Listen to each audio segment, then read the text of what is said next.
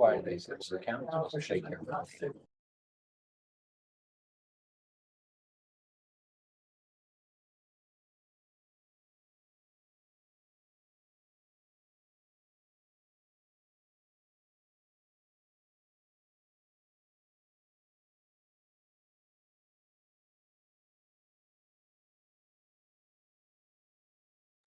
Yeah. Okay, good afternoon, everybody. My name is Mike Wicker, Mayor of Cottonwood Heights. Today is Tuesday, March 4th, 2025, and this is the Cottonwood Heights City Council work session. We're going to start off today with a quick review of our business meeting for this evening. And we'll start with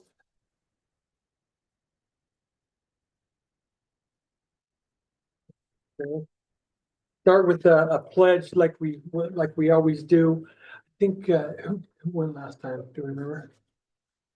Wasn't it Chief Russo? Was it Chief? I think we're maybe to the Oh, council. That was Matt. Matt Holton did it last time. No. Or Matt, Oh, Gibb- shit. or Matt. Oh, yeah. Okay. Well, anyway, how about Ellen, do you want to go tonight? I'd be Did you delighted. do that for us? Okay, Yes. thank you. Thank you. And then we'll go to a citizen comment period. We have 7 action items for the council to consider tonight. We're going to start with item 4.1, consideration of ordinance 433 enacting chapter 11.34 of the Cottonwood Heights Code concerning electric scooters. So let's, I think, Chief, do you have some items on that you want to discuss? We don't have that as a staff report, so we'll talk about that now. Sure, we presented this before and you've given your input on it and crafted the ordinance that was sent out to you, including your recommendations.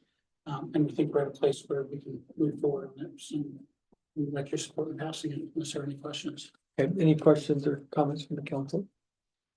Was it addressed at all in the state legislative session? I should have looked before, but Jen Plum presented something and it got tubed.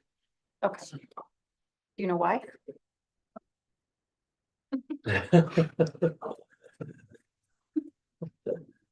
Okay, great. So, Well, I do have a Sure. comment. I would like to thank Chief Russo for advancing this ordinance because I know e-scooter accidents have been heavily on the rise in recent times, and there's a need to address and do what we can to encourage safer behavior and the things that appear in the ordinance.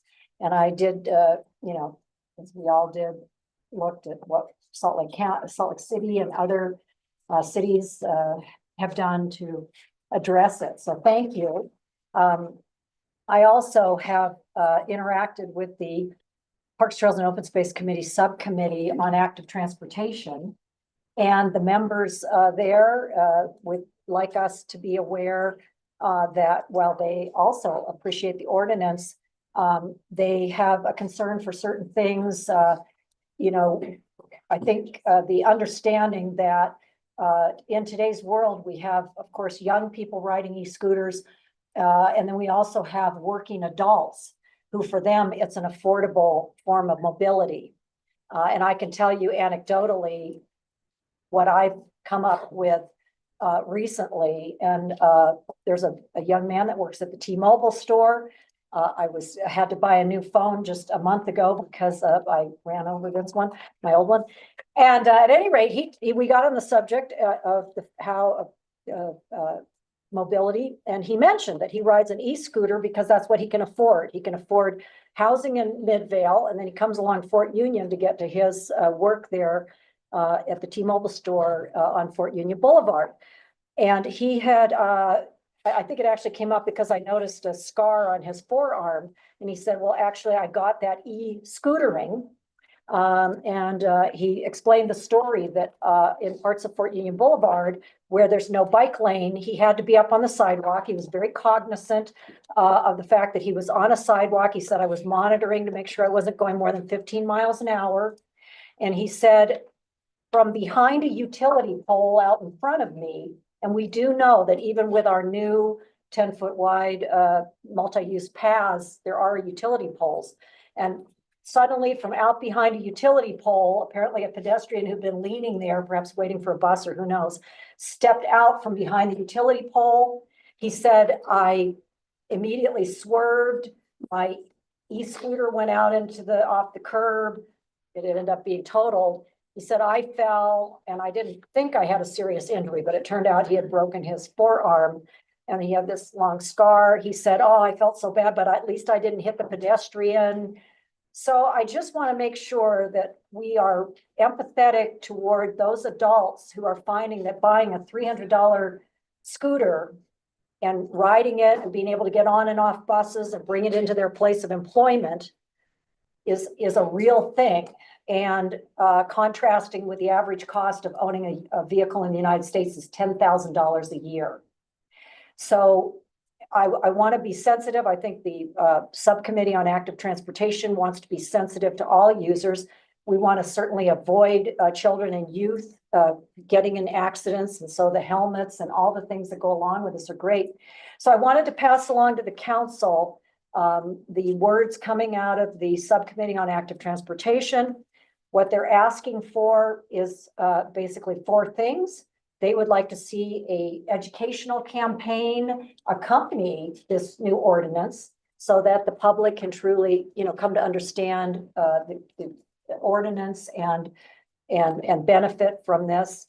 They'd also like to see the data from let's say the upcoming months be measured in a way that we can see if this is bringing any efficacy to the challenge of reducing crashes with e-scooters.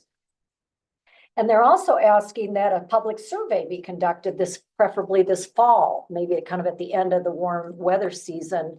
And now that we have flash vote, perhaps we can facilitate that. And then also at the tail end of the calendar year, do a stakeholders meeting and bring together the police department and the various stakeholders, the council, the subcommittee on active transportation, perhaps residents who actually use scootering and, non-motorized vehicles to get around and continue to tweak and improve, if necessary, this ordinance that, again, is a great starting place. And so I would love to hear from my council colleagues on whether there's an interest in some of these things coming out of the subcommittee on active transportation. Definitely needs to be an education. Dispute that, because how are people going to know that we were even talking about this? I hope that this will also lead us towards some kind of an e-bike ordinance if the state's not going to do that, because that's just as I think those accidents are just as likely to happen as these kinds of transport. I think about this is like moped 2.0, where we're looking for something, a cheaper alternative for travel, something that even, as I've mentioned before, our kids can get to soccer practice, don't have to have a driver's license in a car. And so it's not going to go away. And so some of the things that you mentioned, I definitely want to support. How we do the flash vote, it seems like a reasonable thing to ask who's using these modes of transportation. What are they looking for? Those are just some quick thoughts on what you said. I like the educational suggestion too. The one that I have a little concern about is the data collection.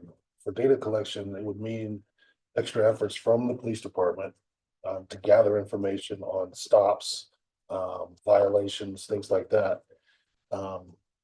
And that's not the only data that we want to collect, and I don't know how we want to collect the other data. As far as who's using it, because not everybody's going to fill out a survey. Not everybody's going to, register an e-bike. So that's going to be a little difficult to manage and to be able to produce something that people really think is a legitimate data collection of information. And that would be my one place of concern. Well, and I think I really appreciate that because the devil's always in the detail. And what I was thinking more, and I think the subcommittee is looking for just the basic data on crashes. Are we finding a little efficacy to fewer crashes? Because I'm sure that the chief already has data on either serious injury. I'm not aware there's been a fatality, But the young man with the forearm that was ripped open, I'm assuming that appears, I'm sure the police were called in on that. Well, I don't know for sure.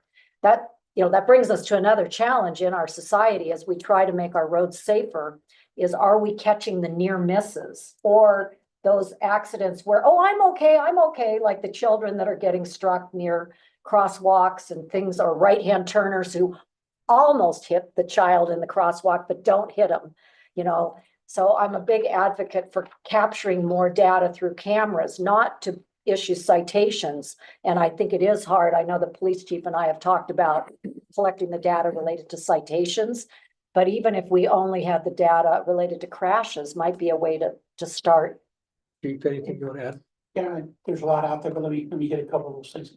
First of all, there are a lot of those near misses that aren't reported that come to us. But whenever we always hear those animal stories from one side of the party saying, this is what happened in the accident. We're always really careful about those because I'm hearing one side of it. I don't really know what the event was. And those are really hard to respond to. As to your concern about the PSAs, we agree 100%. As you saw, we already did one with Channel 2. We expect to do some more with Channel 2. We agreed that this is a good idea once and if this ordinance is passed to promote it. And to that end, we're going to be doing it on Facebook, and we've written newsletters about it, so it's out there. We continue to do it. And we will also, to your point about the bikes and those are really e-motorcycles. So we're going to treat them as such. And I think the code allows us to now. And that entails educating the officers and teaching them what to look for, what the violations are. So we're coming in the spring, we're going to be seeing more of this. And our objective would be to do the PSAs, start with, education, warnings, that kind of thing, but eventually it might have to get to citations. And as gathering data, you are right. And it's also really difficult to measure a negative. You don't know what you stopped. So I don't know what's the saying, Mark Twain, there lies, damn lies and statistics. So keep that in mind. With that. So you're suggesting that somebody do not step out from behind the utility pole? I'm not saying that. I'm saying I don't know what the situation is. They'll tell you their side of the story, and as we've all experienced. Well, I have stated in previous meetings that I have a concern that our new multi-use paths are including these large utility poles. And so it was ironic to me that, again, anecdotally, I'm talking to a man who works in Cottonwood Heights who described that the pedestrian had been kind of leaning against the pole and suddenly they were present in front of him. So maybe signage along our sidewalks where there is no bicycle lane on Fort Union Boulevard that says maximum speed 10 miles an hour or whatever you deem safe will be necessary, because we have people on dirt bikes that could go 50 miles an hour. We have scooters and e-bikes that might go 28 miles an hour and et cetera. And so where we have these places of mixed active transportation going on, from walkers to people that can surge to 50 miles an hour, we're going to need to have signage and education in order to have the efficacy that we're hoping for. So I think it's a good discussion, and I think we're probably all in favor of education and all of the things that we're talking about. So as far as the ordinance being passed, any other comments before we move on to the next? Anything you want to add more, Chief? No, we Okay. we prefer that they aren't on the sidewalk to begin with, if they're, Well, but if you don't provide a bike lane, where are they, and you say that anything over 30, if the speed is posted at over 30 miles an hour, that they cannot be in the roadway. So where are they to go? I beg your pardon? You can't be on the roadway altogether. Over 35 miles an hour. Over 35 miles an hour. So where is this e-scooter supposed to travel if they're not allowed in the vehicular lane? Because Fort Union Boulevard is 40 miles an hour speed limit. Right, and I would argue that putting them on a sidewalk at any speed is a greater asset. So where do they go? There's a trend, people need affordable mobility. So I think to take away their mobility is not viable. These are people that are going to work. I just would put it on the record that this is a trend that isn't going away. Life has become non-affordable in lodging, in transportation, and in other childcare and many other areas. And I think we need to evaluate our roadways, and we need to act in bold ways that are perhaps different than what we did in the 20th century.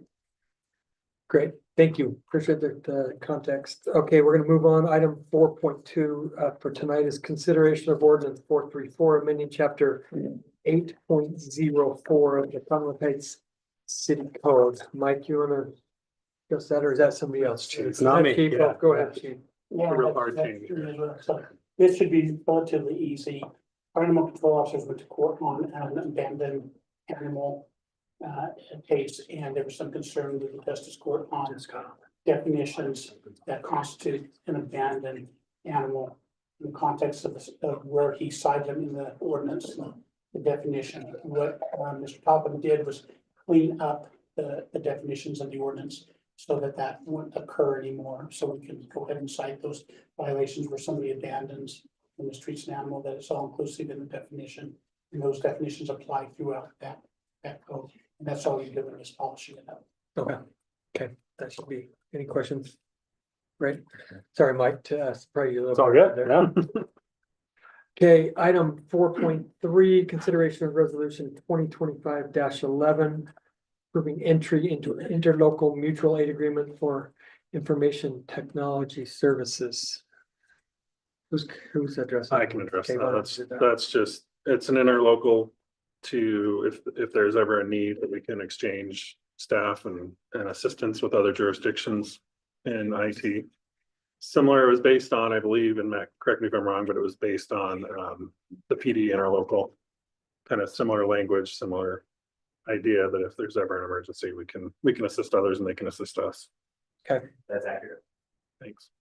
Okay, has this been in place in the past at all? No, we never really had it, and with some of the attacks on various cities, everyone kind of realized we probably should have something just to make it more quick and fast to respond. So this is something that everyone in the valley has the option of being many and allowing others to join, but it was basically exactly what we had with the local wording to make it right. Okay. Questions? So this is for cyber attacks? Could be Primarily? anything, could be like if you had a major flood, power outage, cyber attacks, and needed help keep back up and going, we can kind of get some assistance or get assistance that we need. Okay, that actually is part of another bigger question. Do we have general interlocal agreements for just shared resources? Wasn't addressed in those particular agreements? Yeah, or we do have, this is that. newer, yeah, it's not included typically in your emergency management interlocals and agreements that we have there, if that's what you're kind of, maybe it should be. That's a good thing to Why bring it up, was turned maybe down. with, yeah, we can bring that up. I support it 100%. It's just, do we need? Okay, thank I you. can definitely ask if it'd be interest in Spain. No, I'll ask the emergency management. Yeah. Thank you. Okay, item 4.4, consideration of resolution 2025-12, approving a performance contract with Salt Contemporary Dance. This is an item that is already budgeted within the Arts Council budget. Any questions or comments? Who wants to address that? Is there somebody here to do that? I can answer if there's questions. here. This is the contract, like the mayor said, it's already budgeted in the Arts Council budget. This is the first year for this group, but this is to bring the contract for signature. But if you've got questions about performance or how it's gonna operate and cater here. I mean, it's a great opportunity for community members to come in, especially those, I thought about it after the Arts Council meeting. Those young people that have questions about dance and how to get involved and get over their intimidation of competing. I thought this would be a great opportunity for them. Where would this be held in? But like, Butler? The cost will be offset by tickets, but the tickets will be much more affordable than this group, which is offers their tickets. Okay. So this is a great opportunity for them. When is the event scheduled? March 29th, Great, Saturday. great. You know how we're trying to get the word out? Yeah, we have a marketing. A lot of social media marketing. Going direct to dance companies, I imagine Yeah, would be very. outreach through local dance studios. Okay. Local dance programs, and banners. Whether. Everything we can. Everything you can think of. Okay, awesome. Okay, We're thank you. I want to just say, we're very fortunate to have Kate on our staff. She was a professional ballerina. And so to have this kind of expertise and with Ann Etchel's amazing background, we're so fortunate in Cottonwood Heights. So thank you both. Okay, for maybe that. we should see a demonstration.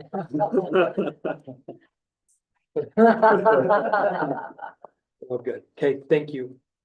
Item 4.5, consideration of resolution 2025-13, approving an agreement with Bowen Collins and Associates Inc. for storm system survey and plan update. Yes, I'm excited about this, Matt. So we're here at this point now.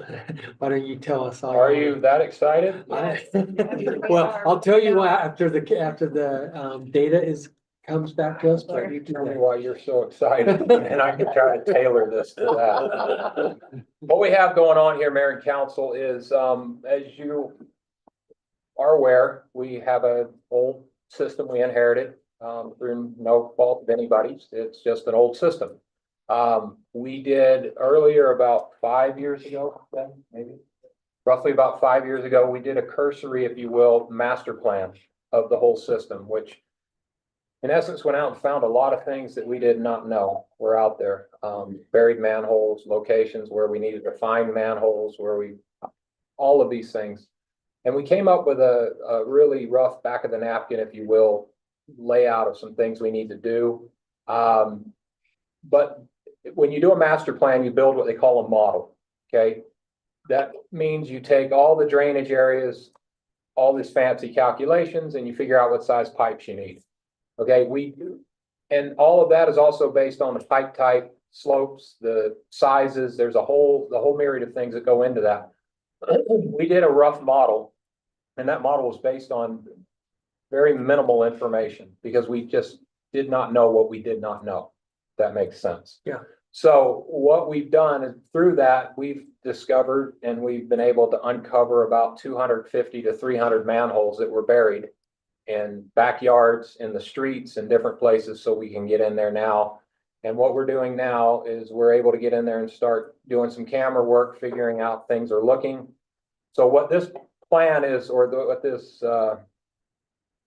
agreement is before you right now, it's to update our master plan with surveyed data, real elevations, real size, real materials, based on a lot of the stuff we've missed because we just didn't have access to it. Once we have that, that becomes our working model for any projects we have to do. And this master plan becomes that living document that about every 4 or 5 years we have to update. Not as intense as that. When I say update, it means we add things that we've done in the past, we've done over the 5 years, and update the models and that. So that's what you have before you right now. Questions have come up, and I know we've talked about this as far as cameraing the system. We are doing our best to do that. We're out cameraing with our trucks right now, doing what we can. We have lost 2 people on staff, so it's cut us back quite a bit. We're working on rebuilding that back up. And once we do, we're going forward. And I believe Ben has been in contact with a couple of companies that do the camera work, and that will be coming. You've already authorized us to move forward. We're moving forward with that. So this is a master plan update. Final gives us a very, very detailed working model of the stormwater system, where our deficiencies are, where we need to fix. And it also has to do with our impact fees, if we need to start charging those based on growth and things of that nature. So that's what we're working on right now, and that's what's before you. And the money for this, part of that impact fee money, we do have some impact fee money we have to expend on stormwater, which will cover about 75% of this project. The rest will come out of the stormwater fee, user fee. Okay. That help? Yeah. Kind of explain, okay. Any questions? I think why I'm excited is we don't like surprises, Matt, so. No, I don't either. We'd like to know, Here's if the we can daylight. maybe get ahead of things and instead of having Well, surprises. you saw our biggest surprise when you went out and made that visit to the house, so Yeah. that was one of our bigger ones. Yeah, exactly. Okay, perfect. No, thank you. Thanks. Next is item 4.6, consideration of resolution 2025-14, authorizing issuance and sale of not more than $30 million aggregate principal amount of general obligation refunding and improvement bonds and related matters. So this is the parameter resolutions. Who do we have? Scott, you want to introduce this or do we want to call Mark up? Yeah, Mark, you want to come up? helpful too, to come up if you want to just sit there, maybe Mark. But, this is just, this piggybacks off of the vote to authorize the general obligation bond. This then will authorize us to go out to market basically to do up to $30 million. We don't necessarily anticipate doing $30 million in the first run, probably more like 20 million. But if something were to happen and all of a sudden we gained insight into, oh, we might need to do 30 million, we could accelerate that and do that. But it's just the start of that process, basically to authorize us to start going down that road. Anything you want to add? Mark? So just real quickly,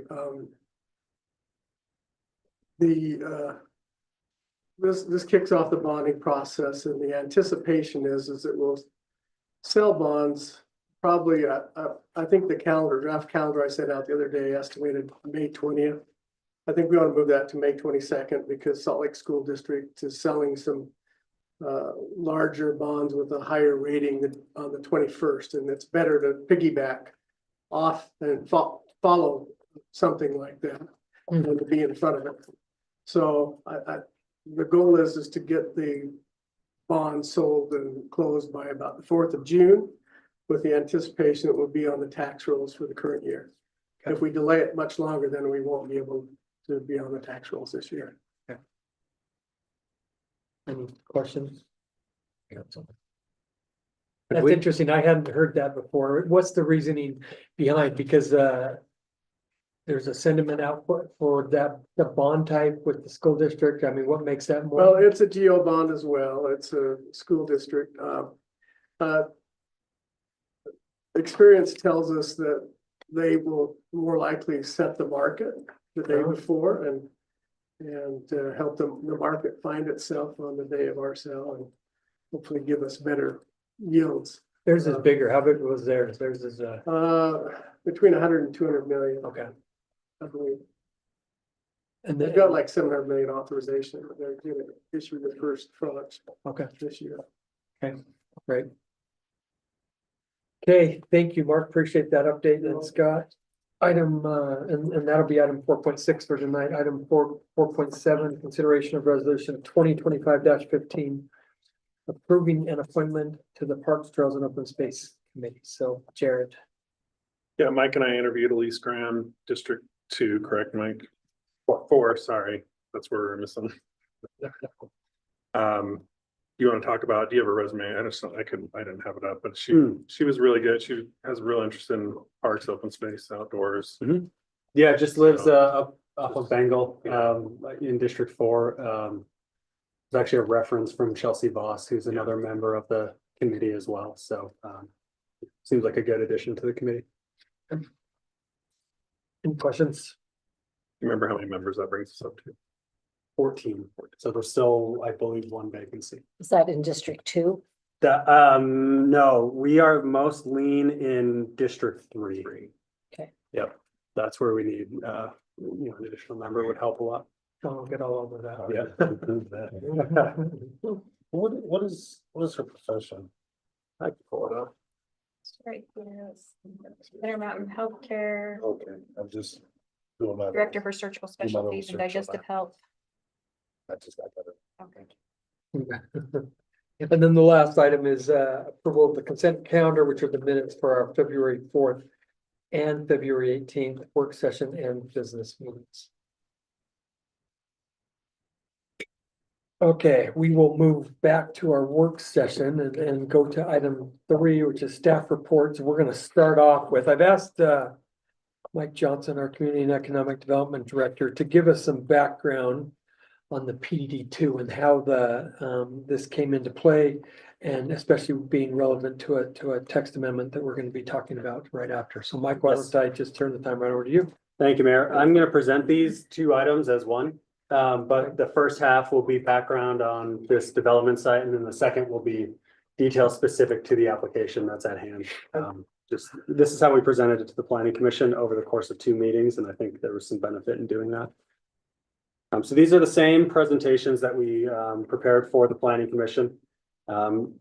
These were prompted by a written request from Rockworth Development to initiate a zoning text amendment of their own site-specific rezone and development plan that governs the northern 20 acres of the gravel pit.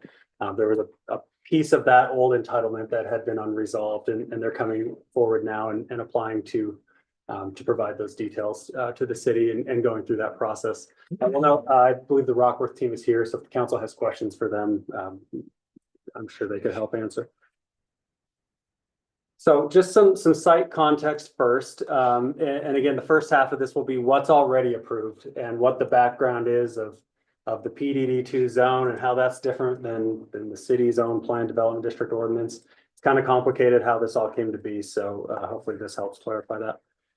This is 6695 Wasatch Boulevard. Again, the northern 21.5 acres of what we affectionately call the gravel pit. Right adjacent on the north property boundary of this is Gun Club Road and the city boundary. So directly north is Holiday City. But this is kind of that last piece within Cottonwood Heights, right off of SR 190. The applicant here, as it was initially and still is as Rockworth Companies, the ordinance impacted by the text amendment is PDD-2. Which really only is, it's a site-specific zone. That zone does not and cannot exist anywhere else in the city except this northern 21.5 acres. And when you look at the actual ordinance, it's not only a written ordinance, but it's also a site master plan. It was all entitled legislatively as a new zone, but it is specific to What this was the site. year for that? 2021. 2021. Yep. Okay. So here's some background.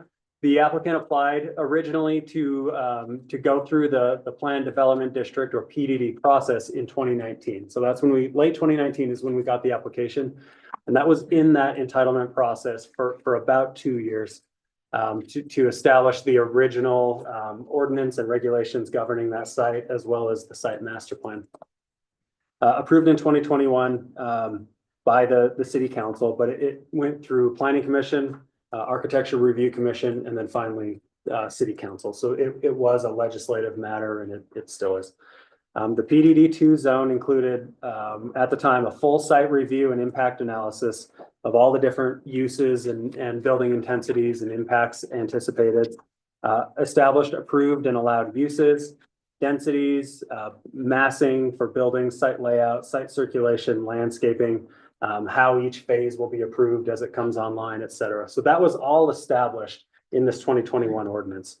The graphic on the right, I think planners are notoriously, they're notorious for getting lost in acronyms. So PDD means Planned Development District. There is a city code version of the Planned Development District tool. That's not being amended with this application, but that is what allows applicants in certain areas to come in and propose these redevelopment projects. Back in, I think, 2015 or 2016, the city created the Planned Development District to help oversee redevelopment of kind of unique areas in the city that at the time we felt the underlying, typical zoning process didn't quite do justice to. So that's code 19.51. That's just the tool that's used to create a Planned Development District zone. So the PDD-2 came out of that process. Which was approved in 2021, and that leads us to where we are now, which is an amendment to that PDD2 zone. So this is just an example. The PDD2 ordinance was a full ordinance approved by the council. It looks like any other zoning chapter that we have in the city. It's multiple pages of approved uses and development standards. There's affordable housing provisions in PDD areas that are required. Things that govern outdoor lighting and signage and, sustainability and all of that. And that's already established and in place today. And this is what was initially approved back in 2021 by the city. So everything you see and summarized on screen is currently approved and entitled and is not proposing to be modified by what we'll talk about in a little bit here. So that 21.5 acres is a mixed use project consisting of a new roadway that will be a public road through that site. You can see it kind of in the middle there, coming off of the Cottonwood Heights Holiday, version of Wasatch Boulevard, not SR 190. And then leading through the site. So that road was actually, originally proposed to be much different, right? Yes. And Yep. due to some concerns from the Holly residents, they made it an adjustment. Yeah, the intersection design was different, and I do have a slide that shows that, in a little bit when we look at the impact. So yeah, one roadway through the site with a couple roundabouts in it, designed as kind of a main street type of road with on-street parking and, wider sidewalks and trails and bike lanes and, meant to be kind of a slower speed road once you get into this development project. And then as of now, that'll just stub into the southern portion of the gravel pit. And we'll look at that and assess that connectivity again when the southern portion comes in for development. But this is the overall development plan that's currently entitled. It's an apartment building, 7 total stories tall. That's this, let me see if I can highlight it. That building there in the middle. That's phase 1. We are in the process of starting the permit review on that actually. It was originally entitled at 325 units, and then a couple of years ago, they came in and had to modify that building because one of the fault lines that they had identified was at a slightly different angle. Once they went out and did site-specific trenching, and it kind of cut through a corner of the building. So that's now a 300-unit building. There are 4 total, just general commercial retail pads there. You can kind of see, they're a little hard to see, but these 2 up at the front, and then these 2 that are along that internal roadway, those will just be 1-story retail buildings. There are 2 mixed-use 3-story building pads, mixed commercial uses there. So retail, office, some mix of commercial uses. Again, out on the western portion of that site. There's a hotel that's been entitled 5 stories, 140 rooms. Are these in correct phasing order? I have a phasing plan that I'll show you. Okay. Yep. And then and this is important, the condominium building, which we will talk about, is the subject of the current text amendment, was entitled to be a condominium use, for sale condominiums, not apartments, specifically condominiums, at that location on the site. And that's been reviewed and established and entitled. So the current text amendment isn't proposing a use that's not already been considered. But what did not happen back in 2021 is there was not final entitlement granted for the massing of that building, the height, and parking and total unit count in that building. I'll move on here. A lot of why, this process has taken so long is just given the complexity, the geologic complexity of the site. This is a diagram that shows, again, that same site plan we just looked at with some of the known and vetted natural hazards present. You can see the red dotted lines there are fault lines, and then the kind of pink area around those red dashed lines would be the minimum setbacks that buildings need to be away from the fault lines. And then kind of running through the middle of all that is this blue line, which is an aqueduct easement owned by Metropolitan Water District that cuts through that site. And that's that big transmission line that goes all the way down to the southern end of the city. So there's a lot of sensitivity when developing this site, and you can kind of see how these various building pads were located to mitigate and offset the impact to those hazards. What you don't. You want me asking, how was this approved if the fault line is underneath the edge of the condominium? Yeah, we can get into that, but part of that is a parking structure. So what they will need to do is structurally separate the portion of that project that's structured parking. Not habitable. Correct. Yep. And that's, that will be a big consideration as this moves forward. And then behind this all where the green is, that's all steep slope.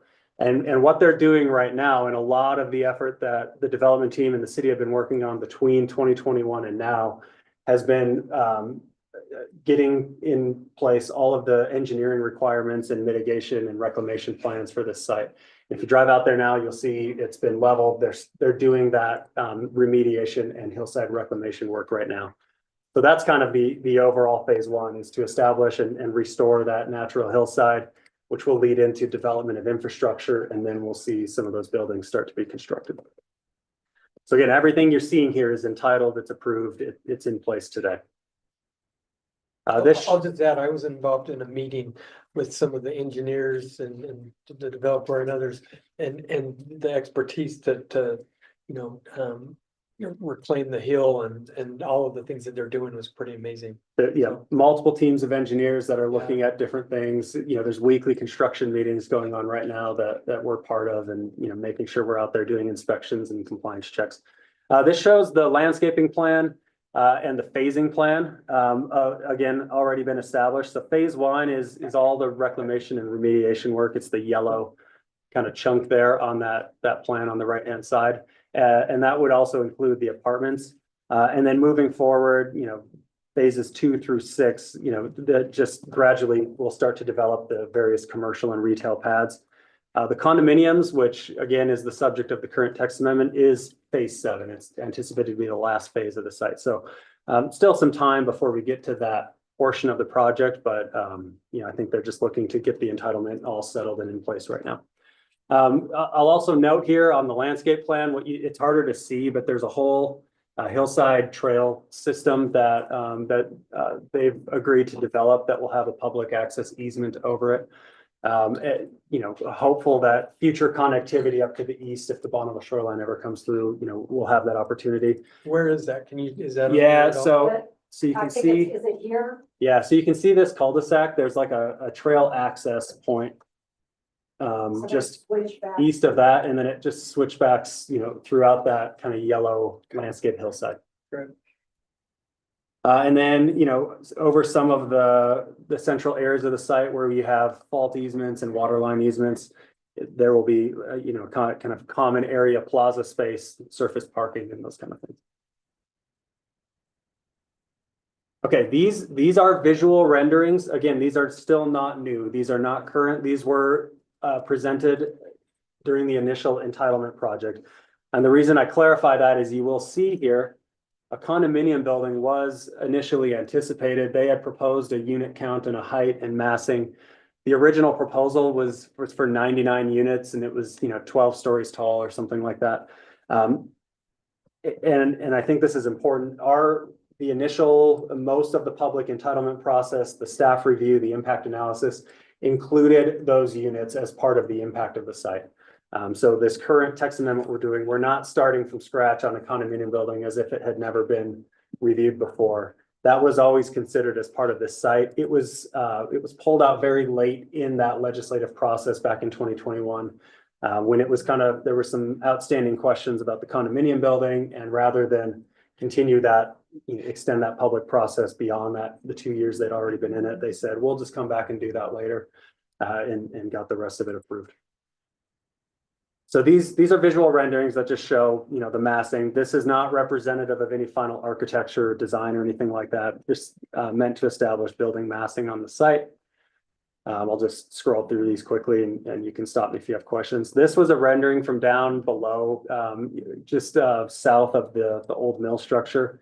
So you can see even then, they rendered out what a fairly large condominium building might look like visually from down the road. So you can see buildings there, but that just gives you some context.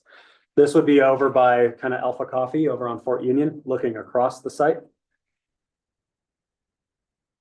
So these were the next steps presented to the Planning Commission. So this was already discussed by the Planning Commission. There was public hearing that was held. And I do want to note, we sent courtesy notices to every property owner within 1,000 feet, including residents in Holiday.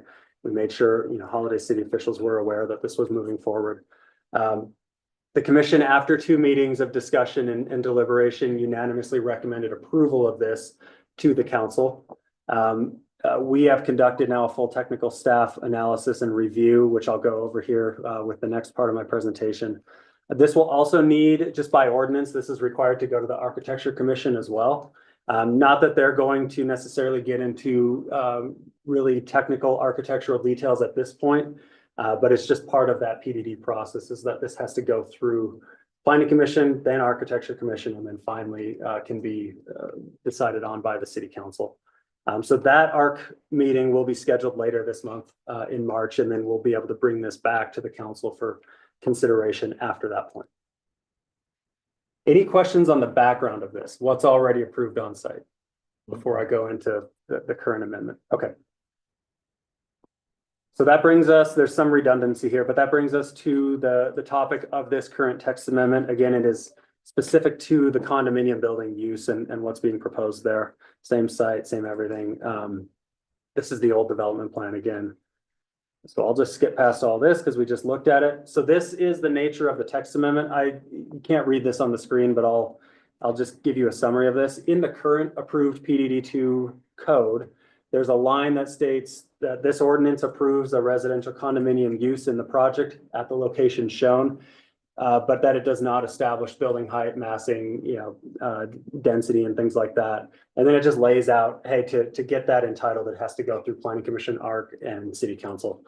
They are now proposing, obviously, to remove that element of it and replace it with language that entitles the full details of that condominium use.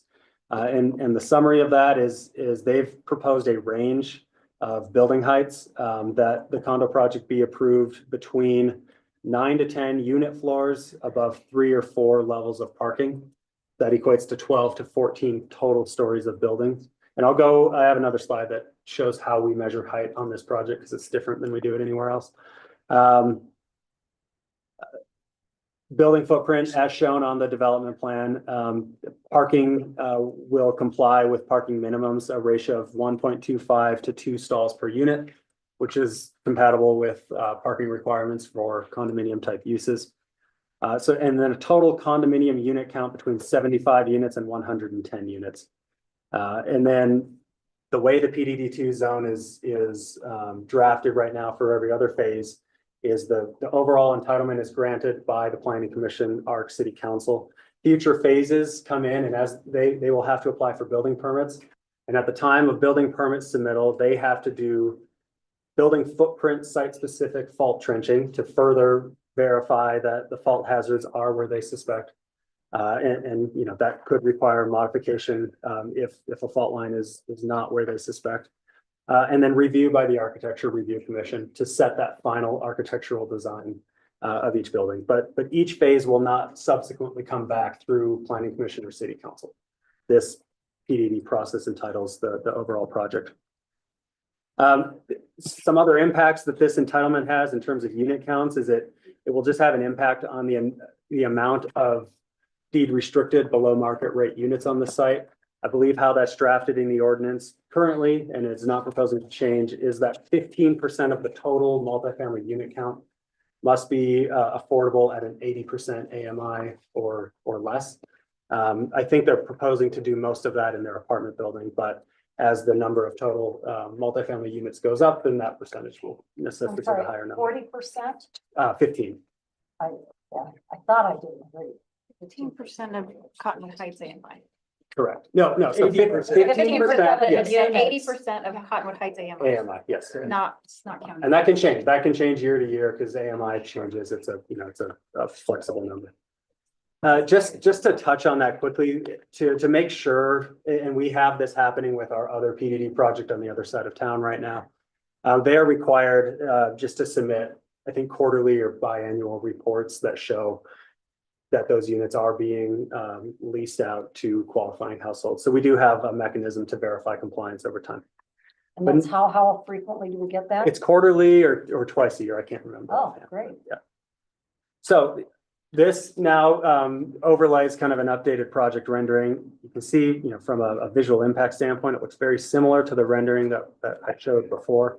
But again, 9 to 10 unit floors above 3 to 4 levels of parking, 75 to 110 units. No other changes being proposed as part of this. So that really is the summary of the subject of this text amendment. So can you stay on that for a Yes. minute, that picture? Yep. So I drove up Gun Club Drive, was trying to visualize where this might be. Yep. You can see those houses just to the left. To me, there's a small number of houses who are going to part of their view. But Yes. not. So I can show we have They're a definitely more than 50 feet from their window, which which I've been claiming. kind of an elevation exhibit that kind of shows where those, Okay, I don't have a rendering from Gun Club Road, but well, Emily, great. so this is just a summary. I presented this to the commission. This has gone through Planning Commission. Again, they recommended unanimous approval. They did make a recommendation that part of their approval include establishing a maximum building height of 150 feet. The proposal doesn't say it's a certain building height, it's just stories, and then they're governed by the city's PDD ordinance and how tall that could go. Their renderings show the building coming in at less than 150 feet. I think it's like 130. But the planning commission said, yeah, we'd be comfortable just capping that at 150. Do you have the document, Mike? Because I know during the Yep. PDD two approval process, there's the document that shows Yeah, it's that one. that, right, okay, yeah, Yep. so that's what I'm looking for. So, Yep. so if you'll maybe touch on this real quick. Absolutely. So height. Everywhere else in the city is measured a specific way. It's measured from the existing grade of a property before it's developed to the high point of the roof. Height in the gravel pit, and not just this piece, but the larger gravel pit, that's considered a tier 1 PDD area. And it kind of allows the most kind of development flexibility that PDD ordinance allows. It acknowledges that the gravel pit's kind of a unique property. There really is no natural grade anymore because it's all been mined out. That being said, height for the purposes of development in the gravel pit PDD tier 1 area, which this project is part of, is governed based on elevation above SR 190 adjacent to the project Do site. you mind me asking, is this SR 190 right here? Yeah, right there. So that's, So they're not measuring it. They're not measuring it from here, they're measuring it. it's height above that, that roadway elevation. So is that here? Am I correct? I mean, roughly, I can kind of draw a line, yeah. I mean, it's a little under where they're showing that lower parking level. And then again, this is the city's code, not the PDD 2 code that establishes this. This chart here, maybe I can zoom in on this so we can see, is in that ordinance. I could scroll over to it here. Well, no, I'm messing it up. Okay. So the height is based on the distance away from SR 190. The closer you are to SR 190, the lower the maximum building height can be. So 0 to 20 feet back from the road, no buildings are allowed. 20 to 50 feet back, the building height maximum that can be proposed jumps to 60. 50 to 100 feet back, it jumps to 100. It scales from there to a maximum. If you're 500 feet or more offset from SR 190, you can propose a building with a maximum height of up to 300 And how feet. far away from this location is the condo building? So you can see here, we're working between these last two categories on this condominium building. Sorry. So the very front of it, depending on how the final building is massed and designed, does clip that 150-foot maximum building height category, which is this red line right here. So that represents 150 feet in elevation above SR 190. So this building really, it sets off of SR 190 by, 450 to 500 feet. And then this tall line up here is the 300-foot threshold. So you can see as they've provided, even with the range of buildings proposed, they're much more compliant with the 150-foot measurement that would govern anything in that kind of cross section than they are. But they are taking it to the maximum. The maximum to this point, if I understand it, is 150. That line is And 150. the planning commission has approved for them to take it the maximum that you can. I realize this rear portion is higher, but to me, what matters is what's closest to Yeah. the houses and the boulevard, and that is 150, and the planning commission recommends They supported letting that. them take it to the absolute maximum. Yep, and again, it's like 450 plus feet off of SR 190. Pretty far setback in that side. Okay, so this is hard to see. I might try to zoom in on this as well. An elevation of. Get out of that so I can write tools here.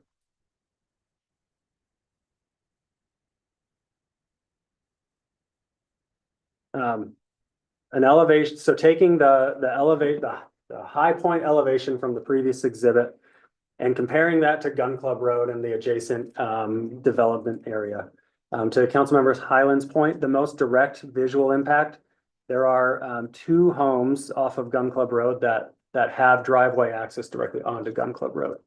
Most of the other development in that holiday subdivision accesses internal streets or fronts on other roads or is much higher in elevation. So the condominium building, I think, has a maximum elevation measurement of like 4,968 feet shown in that exhibit. Adjacent to the closest, I guess, house that fronts on Gun Club Road, the elevation of that road is 4,915 feet, which establishes a visual impact above Gun Club Road at that point of 50, 55, 60 feet above that road. Obviously not directly across from it, but certainly, you're going to see building protrude above the Gun Club Road elevation at that point. This orange line up at the top here, if you continue climbing Gun Club Road, that orange line represents the same vertical elevation as the top of the building shown in the rendering.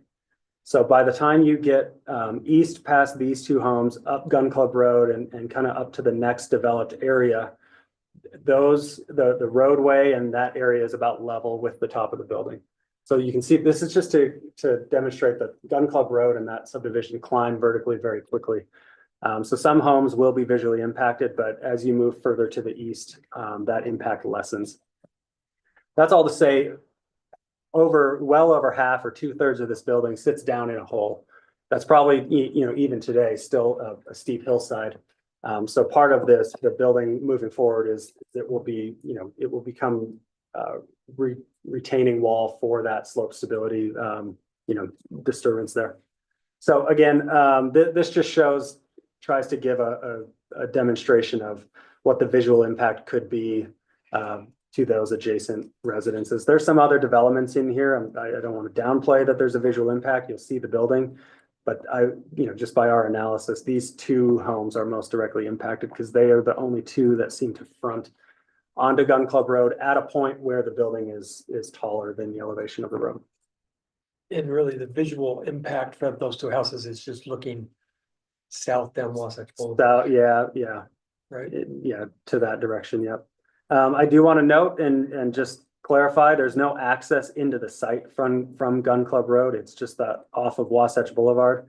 To access this neighborhood in Holiday, you have to go up north on that Wasatch Boulevard, that locally owned Wasatch Boulevard, and kind of curve around and then go up into the site. There's no cross access for vehicles between that neighborhood and this project. Did you say that part of Wasatch Boulevard is locally owned? Yes, yeah. So where it branches off of SR 190, the first little corner of it is within Cottonwood Heights jurisdiction, and then it turns into Holiday shortly after that. So what is So the actual is it height? up until this point that it's owned by Cottonwood Heights? Yeah, I don't know if I have a good exhibit of that. It's kind of right where it starts turning the corner is where the city boundary is like So actually right there. Roughly, is the boundary, so approximately, yeah.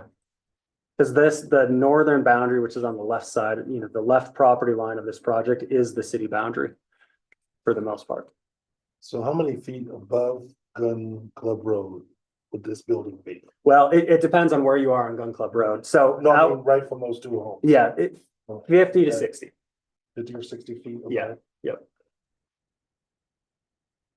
So we take into consideration 35 feet for resident, 30 feet for residents, so. yeah, it would be like having a house in front of them. And again, it's not straight out, it is down, kind of set in that project a little more, but. well, So I've got a few more slides, or happy to answer questions as you have them. No, go ahead. Keep Yeah, going. that's Yeah. good. And then- Okay. Yeah. Real quickly, we just reassessed, hey, is there a need to update traffic studies, traffic impact? So we went and they did a pretty thorough, traffic impact study back during the original entitlement, and that did include a 100-unit condominium building. So again, that impact has already been studied. So in coordinating with the city engineering staff, the findings and procedures of that original traffic impact study, we feel remain valid. They were part of that project approval. The original intersection design was reconfigured. So what is approved is not what was originally proposed, and I'll go over that in a minute, but that was based on collaboration and input from Holiday city officials and elected representatives and residents during the initial entitlement of this. Regardless, at full build out, not considering, future development to the south of the larger southern gravel pit, which, we don't know what that's going to be at this point. The projected level of service post-development was a C. And I do want to note, it's kind of hard to see. That was level of service C? C, yeah. Okay. So the main access, at least until any future connections are made to the south, will be off of this Wasatch Boulevard Road off of 6200 South. Until such a point, and this is built into the current approval, until the point where there's a connection made to a larger development, and this becomes a more, cohesive roadway system, they are required to maintain secondary access here that kind of follows that same driveway access that you see out there right now that takes you to where that ski shop is. They have an easement right to use that for site access. So they're using that for construction access, and that will be like a secondary access point for them. And then that can go away if and when there's a permanent connection made to the development to the south. Very quickly then, I just want to note here, we went through the original uses that were assumed in that original traffic study and what's approved or what's being proposed today. I've got that laid out here. I won't go through it line item by line item, but you can see some uses have gotten a little more intense, or the units have changed, and some have gone down. Our conclusion is it's kind of a wash. It's substantially the same traffic impact today, even with the maximum condominium units proposed, which is 110, as we analyzed back in 2019 and 2020. Okay, this now shows the original intersection design and then where we ended up switching to. So you can see on the left, this was the original kind of intersection configuration. They had initially proposed to kind of substantially reconfigure Wasatch Boulevard as you come around the corner towards SR 190 to become more of a formal three-way intersection there with, this went back and forth a bunch of times on, it wasn't signalized because it's too close to the other signal there on SR 190, but stop signs and stop controls and things like that to manage traffic.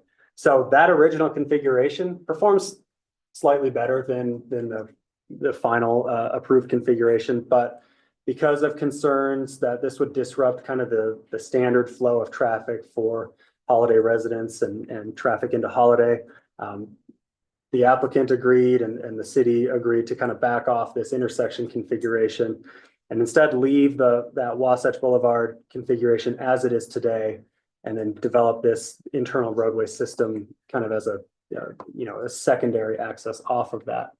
It still works, it still functions, it just functions a little less optimally than the fully configured intersection. And again, that was not because what got approved works better.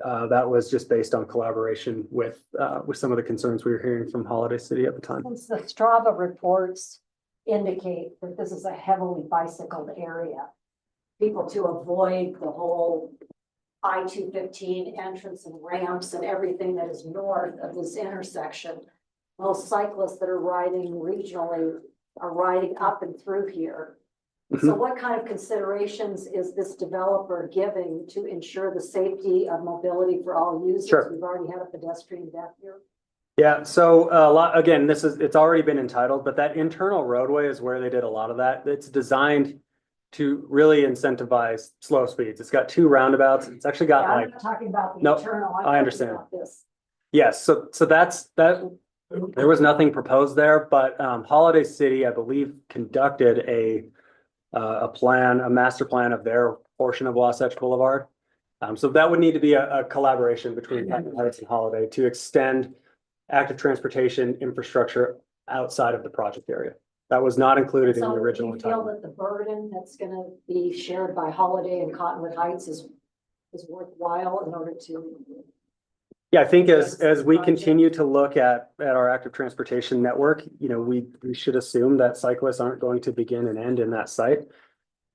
But what I'm saying is I don't know that the entitlement of a condominium project that's already been analyzed and reviewed necessitates making mandatory requirements of the developer on that now. I think that's going to be an effort that our community and Holiday's community, should look at from a city perspective. Well, I don't know, maybe if we ask the cyclists and they might disagree, but I'm not disagreeing that bike lanes are gonna, should be included here. What I'm saying is I don't recommend just with the entitlement of the condominium building, putting that burden on the applicant I'm to just figure wondering out if those cycling in kind of the area. assessments were really considered, again. Yeah, They don't necessarily appear in the WFRC diagrams either, so,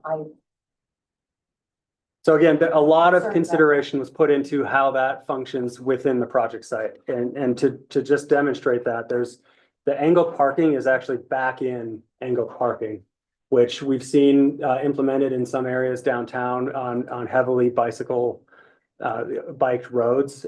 So that on-street parking isn't backing into bike lanes and, you know, there's not a visibility issue. So all of that internal roadway design was done with safe mobility for all users in mind to really slow cars down once they get into that project site. And then I don't disagree, you know, we should look at how does that connect into the surrounding roadway systems, but that was not a burden that was placed on the developer. I just want to note this.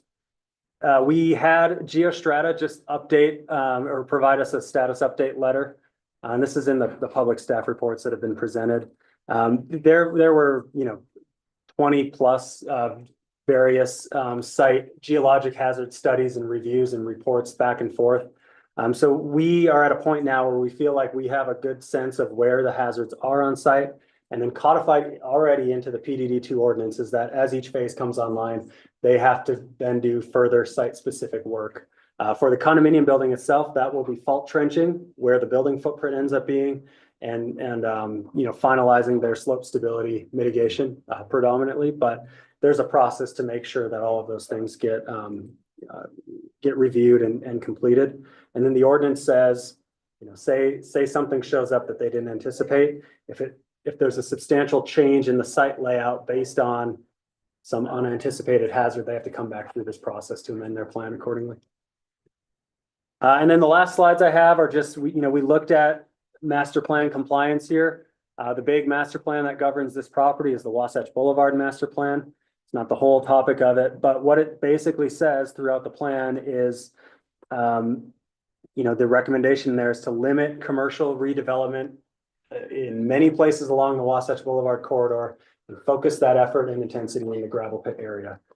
So while this building height is proposed, that's much taller than anything that's allowed anywhere else in the city, the Wasatch Boulevard master plan establishes that policy vision of, hey, we understand that this is the place to kind of crank up intensity and building density, just based on the roadway infrastructure that can handle traffic, and the fact that it's it's kind of a mined out, hillside today.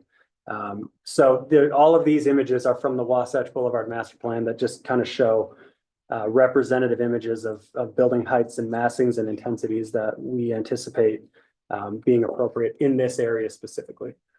So not that we'll be supporting 14-story buildings everywhere in the city, but this policy is pretty clear that, hey, this is a place to kind of get creative with some of these things. And for sale condominium use is a residential use we don't see a lot of in Cottonwood Heights. So that all concluded staff to recommend approval of this zoning text amendment, and then the planning commission again recommended approval. So those are the slides I've got for you. Great. So, and just to clarify, so this would go, this would be ready to go up for a vote in our next meeting, correct? Presuming that the ARC That's right. issues an approval this month, which I think is like the So we can 27th. push into April. I think it'd be probably. ready in April. Okay. Yep. Great. Other questions, comments from council? So in the text amendment, you're not gonna specify a maximum height stories? So that was a recommendation by the planning commission. The council can recommend that be added. I do think the applicant came up at the planning commission meeting and said they were comfortable with that. So if you're supportive of that recommendation by the commission, we can add that language in and Yes. make sure that they're okay with it. Absolutely. So well, I have two observations. Firstly, there's a reason why the previous administration rejected the willingness to agree to these height maximums, which the developer is now intent on taking it to the maximum, which is 150 feet for the portion of the building that is within the proximity of the Wasatch Boulevard location. So we have some thinking to do, whether we as a new council, there are none of the members that were on the council that made the decision not to mandate or to agree to and entitle a height. So our council has the responsibility to decide if this new precedent, even though it only applies to PDD 2, do we want to set this precedent within the boundaries of Cottonwood Heights to go this high near one of the most amazing natural resources in the state of Utah, in my opinion, which is the mouth of Big Cottonwood Canyon. So that is something that I think we all need to consider before we take this to a vote, ultimately. The other thing that I would note is that the project was sold, that it would have 36 senior living units. It now has 0 senior living units. And we know that with an aging population in Cottonwood Heights, this is a type of housing that we very much need. And I'm very disappointed that the developer is not following through on kind of this vision that I'm sure was attractive to the previous administration when they approved the advancement of this development to include senior housing. Again, a lot of seniors want to remain living in Cottonwood Heights, but they don't want to live in their 3,000 to 5,000 square foot house. And so those are my two observations. But I can clarify maybe that senior housing point. That was originally submitted in their initial proposal in like 2019, which also included 2 6-story office buildings in the front. Throughout that entitlement process, the senior housing unit building went away, the building heights along Wasatch came down. There was a lot of discussion on the impact. So when it was approved in 2021, there was no senior housing, but then we had a higher ratio of deed restricted affordable units. So they're not proposing now to remove senior housing. It never ended up getting entitled, even though it was initially proposed when that process started. My understanding is that the 15% of units that are at the 80% AMI are only within the apartment complex, or are they also up to within them. the condominium? It's up to the applicant on how to administer that. It's just 15% of total residential units must meet that threshold. So in terms of providing housing for seniors, unless they want to live in an apartment complex, it's yet to be seen whether these would be for ownership or not, which perhaps is something we need to think of as a legislative body. What do we want going forward? Yeah, other comments, questions? So I'll tell you, there's a couple things just real quickly that are playing into what I'm thinking. And, you know, I would feel bad for those 2 homes that are being affected a little bit when they look south to Wasatch Boulevard. If you look to the north of Gun Club Road, there are homes that go up probably another 1,000 feet up on the mountainside. And so, you know, we've got a building that's sitting down in a gully's back up against the mountain. That's really going to have not a whole lot of visual effect. I mean, if you broke it up and kept building homes up higher, I mean, you're going to get a similar effect. You're just going to keep going up the mountain, which this is not. And then the fact, obviously, that we wrote into the ordinance, you know, the setback from 190 and what they should be able to look at and do makes a lot of sense to me. That's obviously what they've proposed. So I want the height maximum, so it's not a 300 feet. yeah, That's why. I think want to height just have maximum that. would make a lot of sense. I want control over a facade so I can choose the colors. Form-based code. Anyway, well, great, Mike, that was a big presentation, so thank Thanks you. I for know you put a lot of Letting me effort into ramble that. on there, yeah. Yeah, no, That was good. that was really important for us to, I think, understand the entire process. Well, I needed to see where those fault lines were, because obviously have less impact if it's further back against the mountain, but it doesn't look like it can go anywhere else than where it is. Accurate? Yeah, I mean, you can see they really have designed this whole site to fit around the hazards, yeah. And again, it's been substantially, hundreds of thousands of dollars worth of engineering studies on their part to even get it to where we are now with the information we know, which is critically important when you're putting people next to hazards. That mitigation is huge, so, yeah. Okay, well, thank you. I thought it was a great discussion. Appreciate that. So we've finished item A and B under staff report, so we're gonna move on to item C now, which is an on-street parking discussion, and this has come from our retreat. It's a couple of issues that we'd like to dive into and talk about, so we'll move on we'll turn some time over to Jared Gerber, our city manager, to give us some background on. Or are we going straight to Councilmember? Either way, I was gonna turn most of it over to her anyway. This came up with concerns over narrow streets, parking on narrow streets and kind of how it clogs the street. It's a fine line between traffic control and then not being able to get through, so if you wanna, we talked about a couple different streets, but if you wanna bring them up and. Well, yeah, you had mentioned that you'll bring some specific examples. It's okay. This actually came up when I was just canvassing and knocking on doors and some complaints from people who live on very narrow streets, and then I started to observe, so Councilmember Holton suggested, like on Chris Lane, that we put sidewalks. That's an example of a very narrow street where if you have cars parked out on the street, where are the pedestrians supposed to go except out on the street? I have one in my district, 2375 East, also in Portsmouth, that's just very narrow. The complaints actually came from those who were along Chadbourne, in that kind of area, where the streets are also very narrow and they tend to be a lot of rentals. And also on Sun Hill Drive and Starling Drive, kind of in the C Street areas. And my initial thought, because of our experience with owning some properties in Logan, is that we do have occupancy limits for long-term rentals. They're supposed to be 4 unrelated singles. And think of Logan as a university town. And they also had some occupancy requirements, and you could almost guarantee that the number of cars in front of a house corresponded to the number of unrelated individuals living there.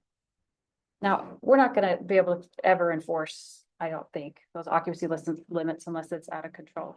So I brought it to Chief Russo and said, one of the things that they do in Logan is they prohibit parking on the street in certain areas from November 15th to March 15th because of snowplow issues without a permit. And there were some exceptions for permitting because obviously there would be some people who would have some hardships or had grandfathered properties, maybe single lane driveways into their homes, etc.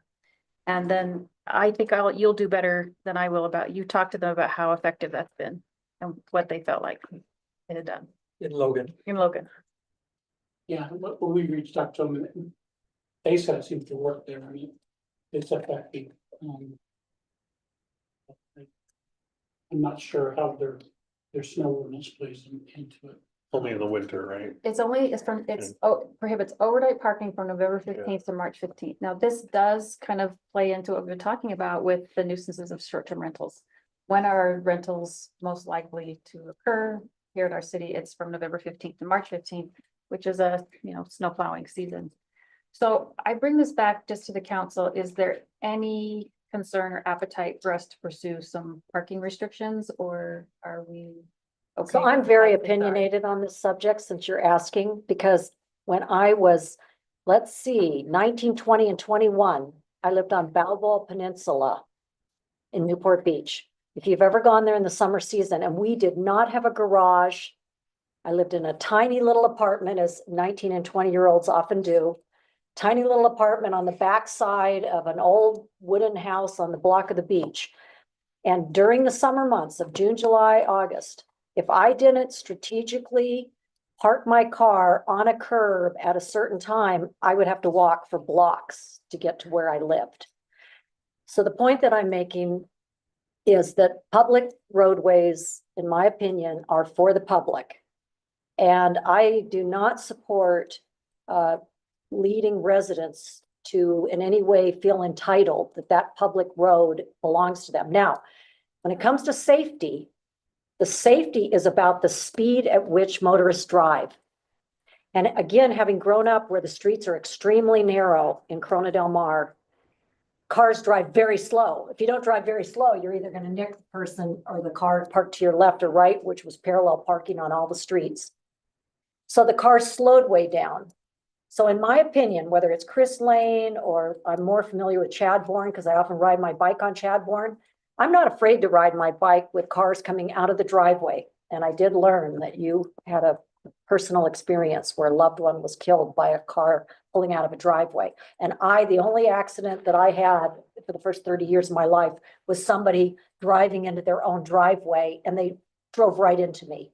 Even though I was in my car, thankfully, so I didn't die. But he was pulling, so driveways are dangerous, but it's all about the speed at which people drive. And so I would like to recommend, if we're going to do anything for these streets where there's a concern about vehicles parking on the street, that we figure out ways to dramatically lower the speeds, whether it's through medians within the roadway, to get the cars moving more slowly. But I just want. Appreciate that, and I've been in Newport Beach, and what's different about that than for us is that there's a consistent line of cars. There's not gaps in, the parked cars, and so you have that visual. I am equally concerned about safety. I am most concerned about children who will come out like on a Chris Lane or a 2375 if there's a lot of parked cars. You can't see those little 5-year-olds' heads above those cars. So while I appreciate the concern about speeds, I see that independent of the fact that we have a parking problem. Yeah, but if you're going slow, you can slam your brakes on.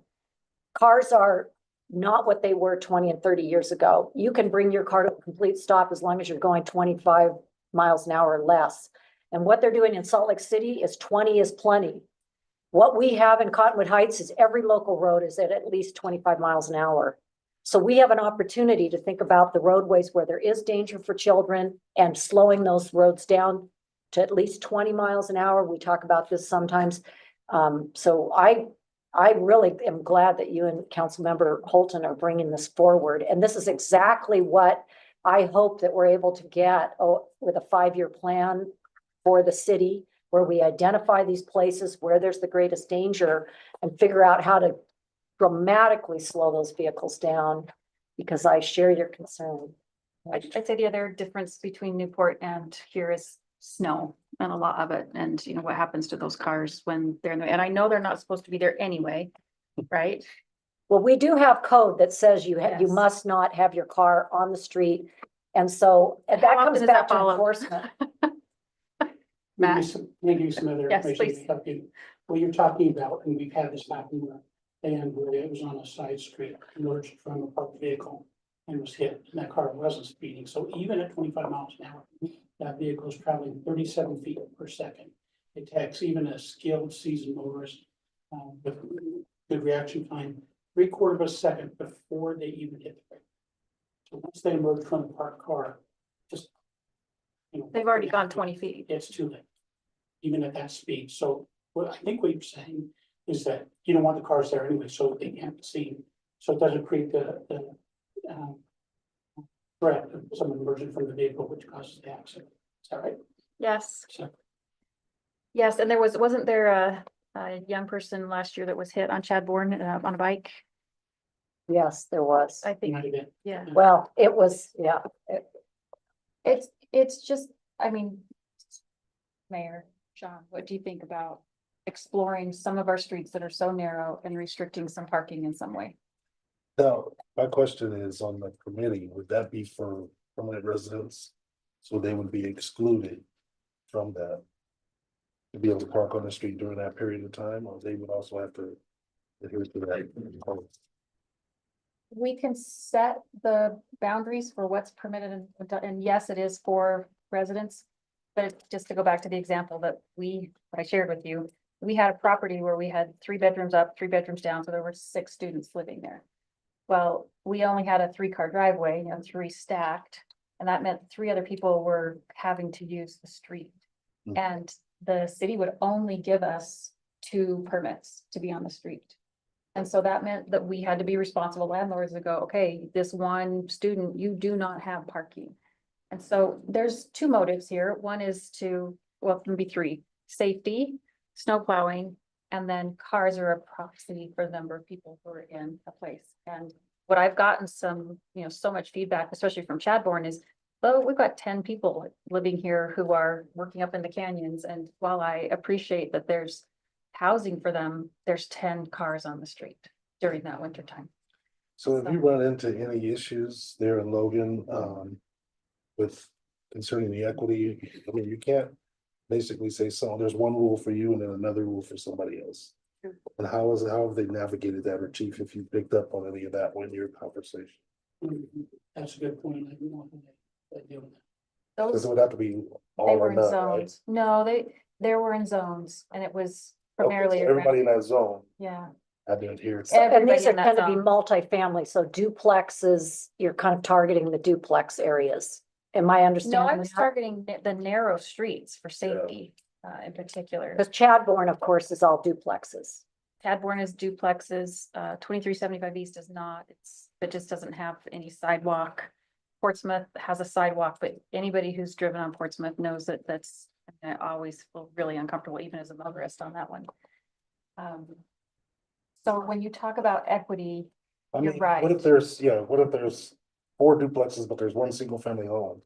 Yeah. Within between those duplexes, how would that be regulated? If they had to abide by the same rules that the other residents had to? yeah, that's a good question. I think we should maybe pull the actual permitting process from Logan and see how they. Yeah, because that would be something that would be a concern. I don't want. I know we had something similar on Timberline, right? Chief? We used to have a permit parking ordinance. Yeah. And it got used in a couple places and then it got taken out of the code.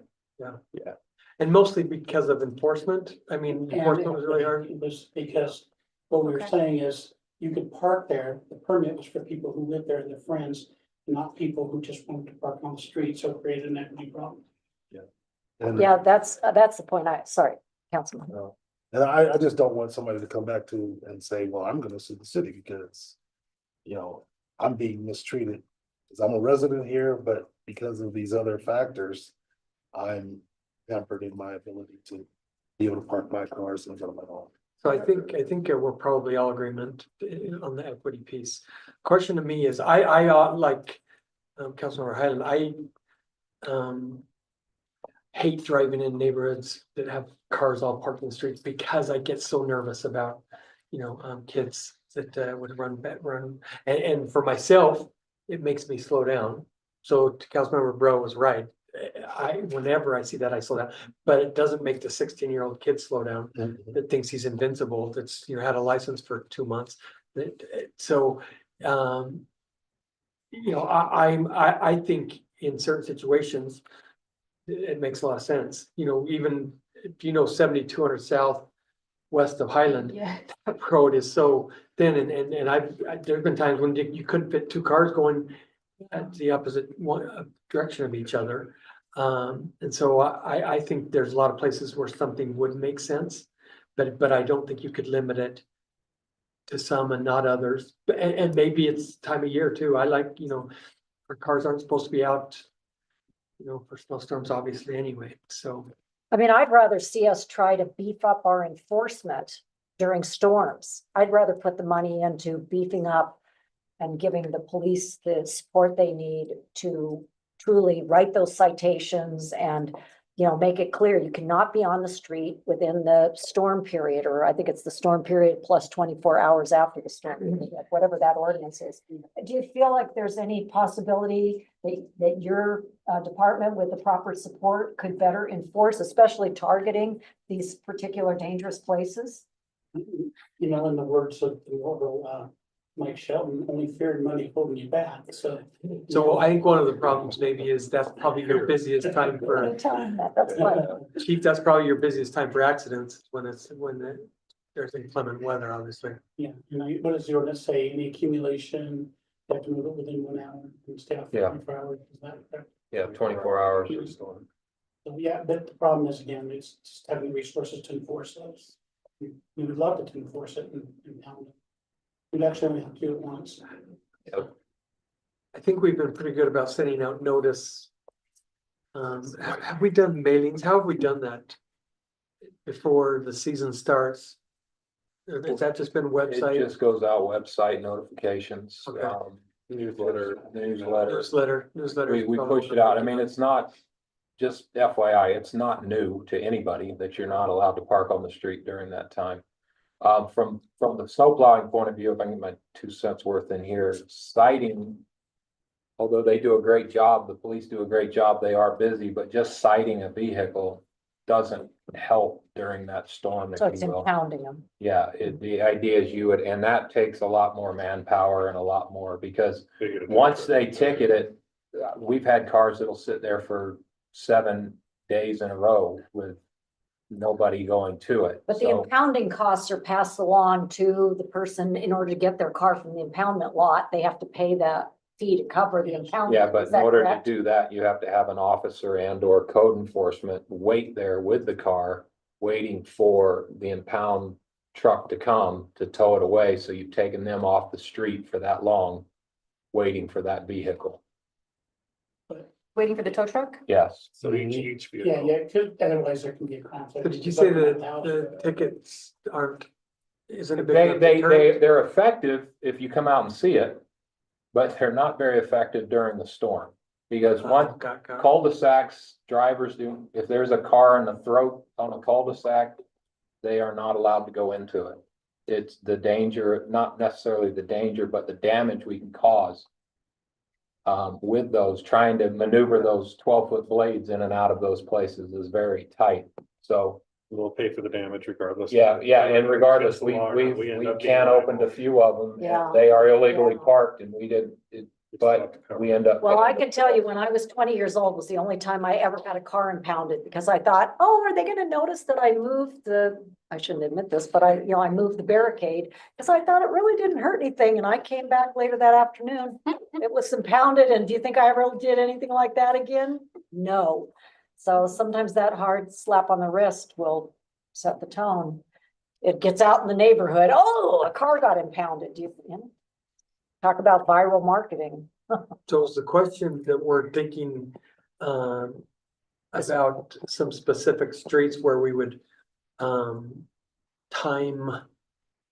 Or, a certain time of year, we would say, hey, there's no parking just from, on this side of the street. Is that what you're thinking? That's one option.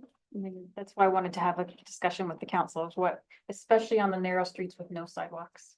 Do you feel like there should be any action or? Where do they go? Where do they go? That's my question. Where do they go? If you restricted it to one side of the road, it would certainly be safer than having cars on two sides of the road. I've seen the one side and I think in a situation like that, that might work. But then you take taking doubling the cars to go on one side, so where do the rest of the cars go? I mean, I'm willing to learn more about what Logan did. It's not that I'm not willing to entertain and become more educated on what Logan did, and as they have data and information, and maybe they've done a community survey. But I want to ease into that more slowly. Again, I'd rather see the monies applied with ways to dramatically slow cars down in these streets where there is the potential danger for somebody, a child, anybody coming out, into the roadway, especially where there's no sidewalks. I think about overflow too. If the vehicles are moving from there, are they moving a couple of blocks away and creating another issue on another street? And I imagine there's national highway standards that determine red curbing, right? Or can a city just put red curbing wherever they want? Well, the way our ordinance and code is written, city council can dictate basically where you want to paint red. I mean, it honestly boils down to a budgetary issue. Let's put it Does that way. NACTO weigh in on this? NACTO. The National Association of City and Transportation Officials, City Transportation Officials, because I think that's a great question. Are there national standards in NACTO, for instance? No, NACTO is not, it doesn't have standards. The AASHTO, which is the one we use. But I guess the point is that in our ordinance as a council, you can put red curb without where you would like it. Okay, it becomes then when you do that though, from Robbie's point of view and mine, from my point of view, it becomes, obviously a maintenance thing where we have to refresh and paint and do it every year to make sure it stays that way. Signage and things of that nature. Granted, not a huge cost, but still things that need to be done, takes personnel, takes time. Robbie's point of view, he can probably tell you enforcement of that. It becomes, but if it's a safety issue, like a perceived safety issue, then your city engineer has the ability without council approval to go in and paint curb red. There's no real standard. State code, I believe, has distance from intersections and from fire hydrants. But outside of that, it's where you designate it to be. Have you done any analysis at all to look for unsafe areas? We've had places where we've gotten calls where line of sight has been an issue. We've done that. We've made those paints. When I talk about council making that decision, we get a lot of calls who want us to, say, for instance, paint Bengal Boulevard curb red. It's not a hazard or a safety issue. It's just, we just don't want people parking there. We get that a lot around schools as well. So, we've done a few. There are very few that elevate themselves to the level of safety, if you will. If you're following the rules and obeying the law, then it very rarely elevates itself to that level. Do we have parking restrictions on Nantucket? No. No. On Portsmouth, do we? I don't believe so. None that I'm aware of. Don't quote me, but I'm none that I'm aware of it. That's only- Nantucket, that's I would only be surprised because it's a two-car big road. widths. It's only 2 car widths wide. And that's where all the high school kids go up and down to the ride and bump. Okay. Well, But once again, if you're obeying the rules and the law, then there is the safety issue kind of negates itself. If it's for convenience or you want to slow things down, if you will, you're taking away parking. You paint it red, everybody's red. There is no exception to that. Your neighbors, your mom, your dad, your family can't come park in front of your house, all of those things, and the council also eliminated a little while back the parking passes. So once you make it red, everybody has to obey it. So that's why we try to avoid painting things red in neighborhoods if we can avoid it. So do we think it's a good idea to task perhaps Public Works with looking for some areas where we might want to limit parking, or do we respond when people give us suggestions? We go look at them. Is there some, what do you think would be a good direction to go from there? I actually think we could do it based on the constituent feedback or complaints that we I get. put you on the spot. So we get on a one-off occasion and go check them out. Do we want to hear from Riley Pilgrim on behalf of the emergency Yes. services? He drives a big truck. He's not allowed to talk. So, I mean, it's a challenge for us too, especially the double park on both sides. Those areas, I don't know, I have not yet heard of anything we can't overcome, right? But yeah, those are definitely obstacles for us as well, that I think those tighter, narrow streets, it would definitely be nice to not worry about that. Yeah, So like parking on Portsmouth, one side of the yeah. road instead of both. yeah, which is hard, like you said, because it's difficult to enforce. But yeah, it definitely creates challenges for us getting through those tighter areas. I'd have to go out there and you identified some that come to mind. I was looking on Google Maps as we're talking. There's quite a few that are challenging, especially if there's cars parked on both sides. Mhm. I think we can still get through everything. It's just much tighter. Might delay you a bit too. Oh, for sure. Yeah. So if you did something like that, single sign, it would have to be like the New Yorks and Chicagos and everything else where there's a specific day or every other day. If you don't make it very clear to people, you get violations on a regular basis. You're gonna get violations. Say, oh, it was the day do this, but I think that it's a solution that can be looked at. I just still worry about that overflow of parking to other, there's other streets around those areas, and people have, especially in those deep snow times. Thank goodness. Rain, yes, but likely as much snow in most of Cottonwood Heights, not so much. No, Huh.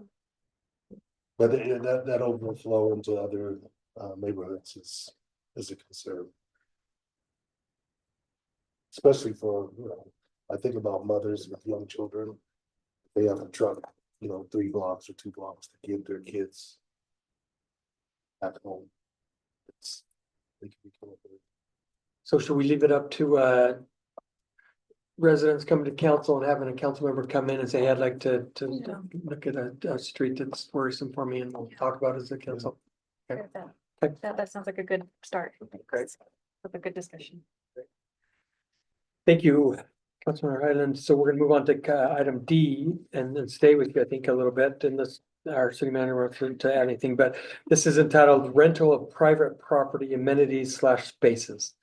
So do you want to say anything before we go to Councilmember Highland? No, go right ahead. Okay. Councilmember Highland. I have mentioned before that the commercialization of our residential zones is a concern.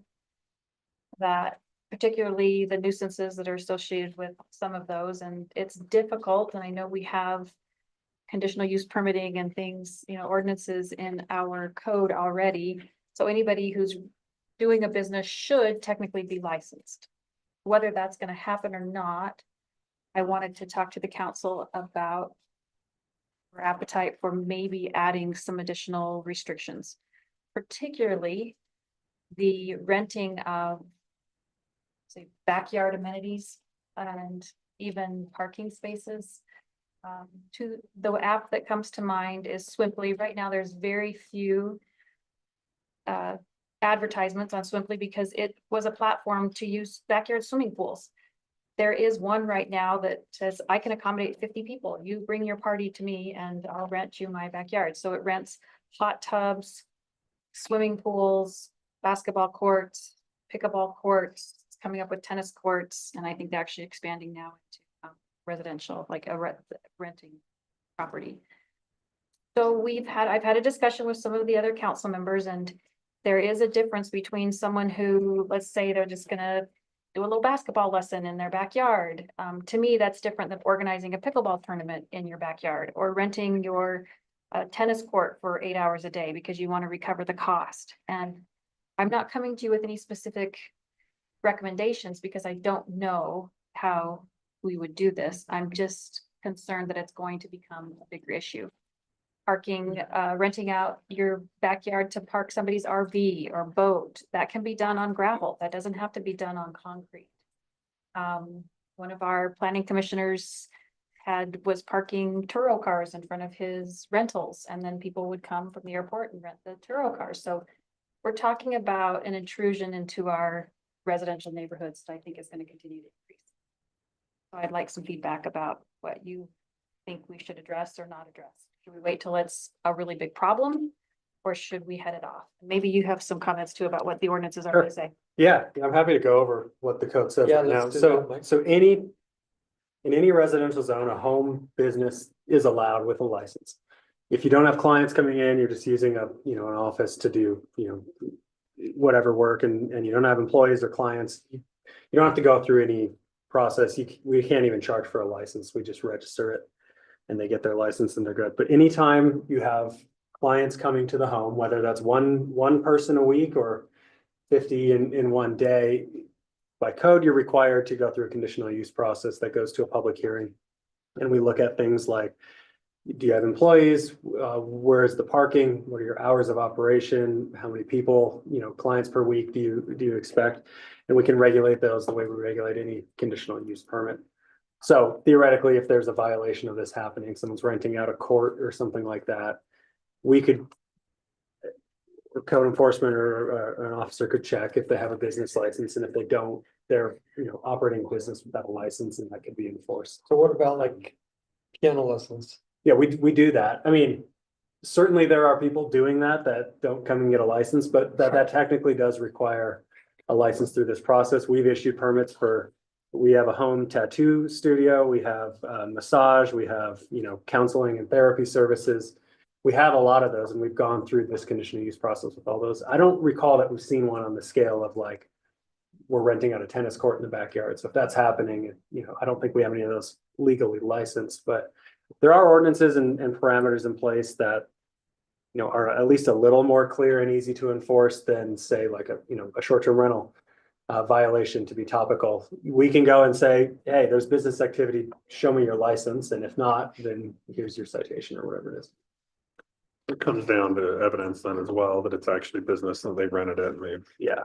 And that's kind certainly. of how they're skirting it right now. You go up and say, I could say to my neighbor, you're renting this. And she's, oh no, those are just my friends.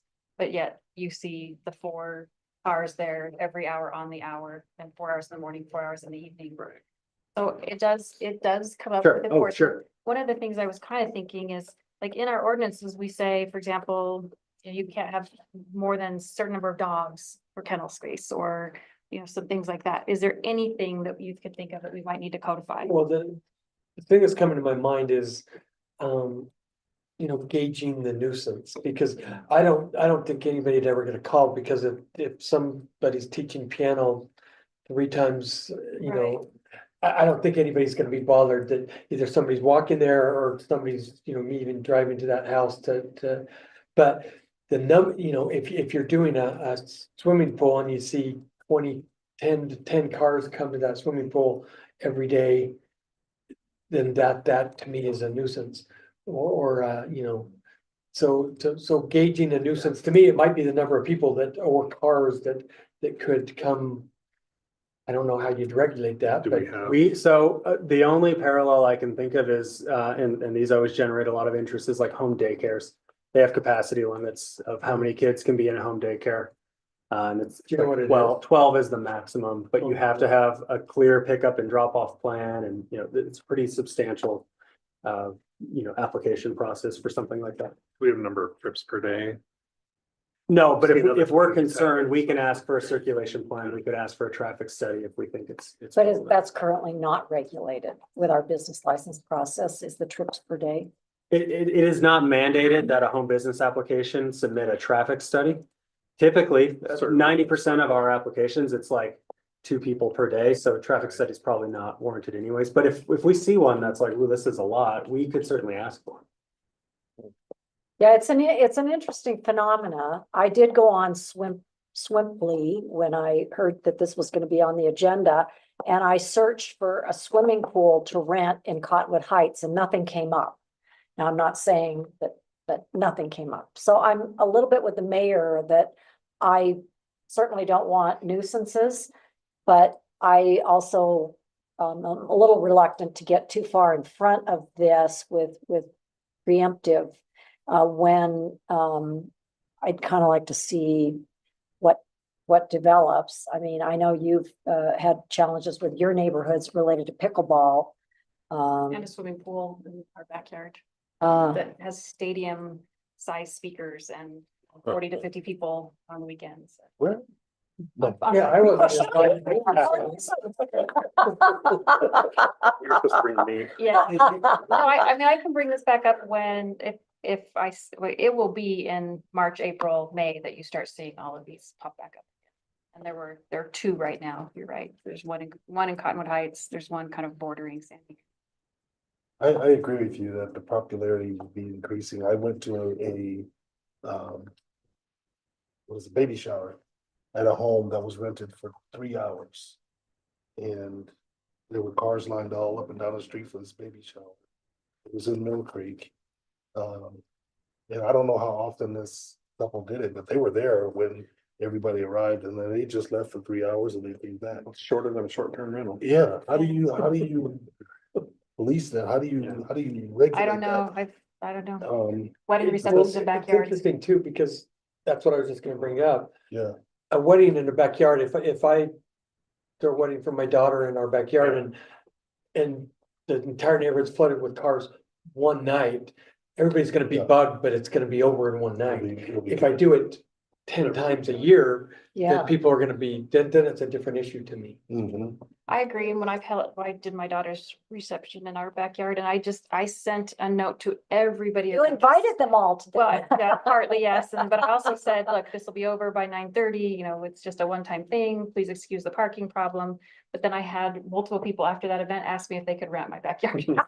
I was like, no, I won't do that to my neighbors, but let's just watch it. I've put Yeah. these 2 things now on the radar, some potential parking problems.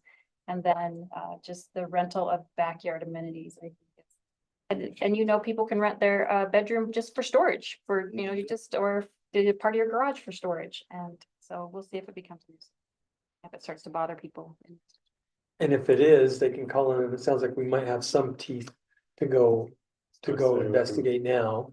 Have they applied for a business license? If multiple cars are coming, is that maybe we need a traffic We can study. figure out what the enforcement issues might be Yeah. as we go through it. Eventually there'll be a Granicus and a Daiquiri for. Yeah. That are being rented, the homes, amenities. Thanks for the discussion. I Yep, appreciate it. thank you again, Councilmember Highland. So item E under staff reports is our Highland Bengal intersection and alternate design discussion. So we've got our senior city engineer, Ben Nelson, back. I imagine he won't do all the talking, but maybe he will, Matt. I don't know. Okay, here we go again. Doesn't matter what's all the talk. So I'm excited to see what. Me too. Yeah. You too. For Good. the record, me too. Okay, so. Okay, so we, a month ago, we presented what our proposed redesign for the Highland Bengal intersection was. The council's direction was to go back and pull all of the kind of iterations we went through as we were doing this design. And so this is to kind of facilitate that discussion. So again, this is was applied as 3 different projects, 2 which are federal aid and have been combined into 1 and 1 which is county funded. The area we're talking about is from Highland up about I think it's 2160 east. That's the federal portion that we're talking about. And then from Valere to, I should have refreshed myself on these names, but I think it's Bengal Cove. And then from 2160 to City Hall, that's the county portion. So just we're focusing today on the purple area that is covered by the federal projects. So as a kind of prelude to this discussion, I realize this is really small, so I'll go through these items, but these are kind of the issues with the intersection that we see now that this project is trying to address. And I've added in here some of the discussion that we've had discussing this project with council. So starting from the top, the right turn pocket into Valere Avenue is not to standard right now. Additionally, there's a crosswalk that's on the north side of Valere, which presents. Remind me, is this Valero here? That's it. I was just gonna say, okay. So as Councilmember Burrell, you've talked about before, with that crosswalk, you have people looking left over their shoulder to get up to speed and find a gap. Right now, that crosswalk is on the right side, so that's a potential safety issue there. There's no pedestrian facilities on the north side of Bengal. And there's, you know, a little cattle trail down that hill where it's clear that people are walking, but there's no established trail there. The kind of the main motivation for this that has been discussed before is the lack of the left turn capacity coming from Bengal going south on Highland. So trying to come up with a solution to that. We've discussed this here, but there's the blind corner that's coming off of Park Ridge for the people who are turning right onto Highland. There's some unclear lane delineation coming off of Park Ridge and going up Bengal as far as you go from 1 lane to 2 lanes and not a super clear lane delineation there. We have this bypass lane with a pedestrian crosswalk in there where vehicles aren't really looking for pedestrians crossing the street. They're looking to get up to speed going up to Bengal. We've got some potential conflicts for bicyclists. So there's no bike lane that's in the bypass. So that's a conflict point for bicyclists going up the bypass, going onto Bengal. And then that the bypass off ramp or whatever you want to call it. Another potential conflict point for bicyclists going through the intersection, going north on Highland. And then right now there is an insufficient weave length between where you're merging off of the bypass lane is merging onto Bengal and traffic that's going into the Hillside Apartments or the apartment complex there that are coming off to turn right. So there's kind of deficiency there as far as what is standard for allowing those, movements. So this is, like I said, an attempt to kind of summarize the issues with the intersection as it stands now and what we're trying to accomplish with this project. So alternative one that was presented by our that was put together by the consultant who did the 30% design was this extends the right turn pocket on going into Valera Avenue. So all of these alternatives fix that problem. So I'm going to say it now, but all the alternatives 1 through 6 fix that problem. Okay. Additionally, all of these alternatives address the left lane pocket shortage and add that double left turn lane coming off of Bengal down to Highland. I ask the question, as we talk about Belair, what is this right here? I mean, most anybody riding this way is gonna keep going. I guess I don't quite understand if this is a protected So that's bike lane. So that's a right turn lane that goes straight into the neighborhood. So basically, if you're in that neighborhood off of Valera, you have the option to turn right there off of that bypass lane and go straight into Valera, where, yeah, most people are going straight off that down to Highland, but So where is the trail for the bicyclists that protects them from the? I guess I don't. so the trail, the trail is for both pedestrians and bicyclists on the north side of the street. So that trail comes along here. You can see that that kind of shadows the north portion of the street, but so that's. So what protects the bicyclists from being hit by the right-hand turner if they're gonna continue on straight? You know, if they're gonna go north on Highland Drive. Right, so the assumption is that they would be using the multi-use trail. And where, but isn't this the multi-use trail? Yeah. Which it appears that it goes off on Valera. So the trail, and that's kind of the goal of this project is to put in this trail that will continue up Highland and be for use all along Highland. So what mechanism here stops the right-hand turner or alerts them? I guess I don't quite. Does everybody else understand that or me? I don't understand. I understand if I'm on a bicycle and I'm going into Valera, that definitely is great. But if I'm a bicyclist that is continuing on, as I guess Ben, what I don't understand. Yeah, so just traffic laws that vehicles that are turning right should be watching for pedestrians or bicyclists that are crossing at that point on the trail. In my mind, it's no different than any other intersection where you have you have cars that are turning right. There's a sidewalk where there are potential for So is that when the bicyclist was hit last year? Was it someone turning right onto Valera that hit the bicyclist? No. Or I thought that they were going straight and the bicyclist was hit more over in this area. I don't know, maybe Chief Russo can help me understand. The truck was going, merging into Highland Drive. The bicyclist was going on the sidewalk on Highland and then curved on there's a crosswalk there and then didn't yield and went right under the crosswalk and into the path of the oncoming car. That's what happened. So the bicyclist was actually traveling here, not in this ramp. Right. Oh, okay. Yeah, and then crossed in front of it. There's a way to get the crosswalk there. And so. And just cut through the area and then merged in front of the car onto the crosswalk. He was riding with high key. Right, so it's kind of, I hate to say, a textbook case of slip lanes are inherently dangerous for pedestrians and bicyclists. Because the motorist in the slip lane feels entitled to not come to a stop in a slip lane. It's inherently inferred, I am in a slip lane, so I'm gonna just keep driving along. So I'm just wondering how improving the intersection to avoid another serious injury. And I mean, it doesn't make sense to create a stop there for a car. So I mean, Well, it depends how much you value the pedestrians and cyclists.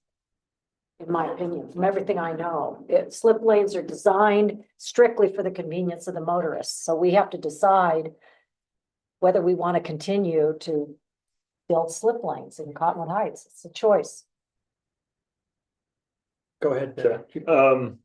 okay, so this addresses at least the issue with the right turn pocket that's turning onto the layer here. It places a trail on the north side of Bengal. This trail goes a ways into the hillside there, which would require some additional retaining wall or slope stability in order to support that. Alternatives down the road look at shifting the intersection to the south, or the street to the south slightly to minimize those impacts, but this one has a little bit more impact there on that slope there. This really doesn't do a lot for the other safety issues with the intersection, so this still maintains the bypass lane, doesn't really do anything with that pedestrian crosswalk. There's still insufficient weave lengths for traffic coming onto Bengal, and then traffic coming off for the apartments. And it's still, there's no bike lane, there's nothing within that bypass coming from Highland onto Bengal that mitigates any of those issues. So this is just kind of it fixes the two main issues with the project, or with the intersection, but there's still some safety issues that are left unresolved here. Okay. So alternative two, the main difference between this and the previous one is this adds a bike lane in that bypass slip lane, whatever you want to call it, that places the bicyclists in a bicycle lane on the road so that they can transition onto Bengal without being in the middle of the lane. And cars would have to come into a light and turn right. No, No, it's not slip lane. this basically maintains the same intersection, except you have a bicycle lane. Okay, that's the only change. Okay. The bypass lane is a little bit larger to accommodate a bike lane Okay. within it. Do you guys remember why they didn't do this one? Um, Or what the council had? Or I guess there are other things that I don't know. okay, I think there's just additional benefits to the other alternatives that we saw as being beneficial to the project, so. okay. Okay, so alternative three, this, like I said, this shifts the intersection a little bit to this, Bengal a little bit to the south, so this minimizes the trail impacts to the slope. So you're not gonna have as much of a retaining wall or slope stability on that north side where you have that drop off. The trail is more where that cattle trail is right now. This also has the bike lane, so again, this is just kind of adding improvement on improvement to the project. We still have some insufficient weave lengths. The bypass lane's still there. There's no real resolution to the pedestrian crossing hazard there. And all three of the alternatives, do any of the three alternatives address this blind, this situation for those that are turning right onto Highland Drive from Parkview? Do any of the three address that? No, so that's something that'll be addressed in the final design. None of the 6 alternatives that I'm presenting touch on that as far as the design. That's something that would be done during the final design, which is what we've been presenting to move forward with that. So, yeah, any other questions on alternative 3? Okay. So then alternative 4, this is the one that, or I guess I shouldn't say this is the one, but this kind of goes along the lines of what the final, or the 30% design proposes. So again, this has moved the trail slightly to the south so that there's not as much of an impact to that slope. This adds the right turn lane and removes the bypass lane altogether. This fixes the pedestrian crossing hazard that exists as is. This allows for pedestrian access both going northbound as well as eastbound by providing that trail connection there. And then this also is one of the few alternatives that resolves the issue of merging traffic onto Bengal as well as getting traffic off of Bengal at the same time. So this gives sufficient design lengths and is to standard as far as that area is concerned. But see, I just want to make sure I understand what you just said. So that last sentence you just said is that it helps reduce the traffic or improve the traffic flow getting on and off Bengal. So are you saying for those, I don't quite understand what you're. So I can. You have your pointer. I- You got your pointer. So, It's coming out. So this is the area where I'm talking about there's an issue. So with the other alternatives, back one. backing up, sure, let me drive the computer. Your favorite thing. How do I go back? It's. That's it. That's it. So as it is now with any of the previous alternatives, we basically have 3 lanes here that are merging to one lane after the intersection. And then you also have traffic that's coming off here, trying to turn here. So you have several conflict points along this section where, there's standards for how long you should have to be able to merge traffic and I guess offload traffic into this right turn pocket. So, okay, Matt, can you go down now? But where, forward? Just, yeah. So this provides that standard turn pocket for returning movements into the apartment complexes. And because next one.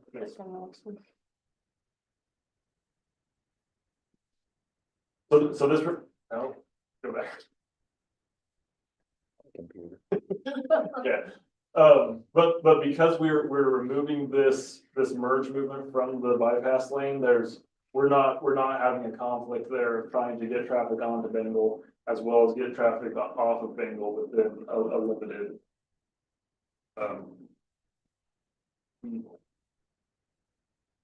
So on Highland, is there still 2 through lanes going north and there's a dedicated right turn lane? Yes.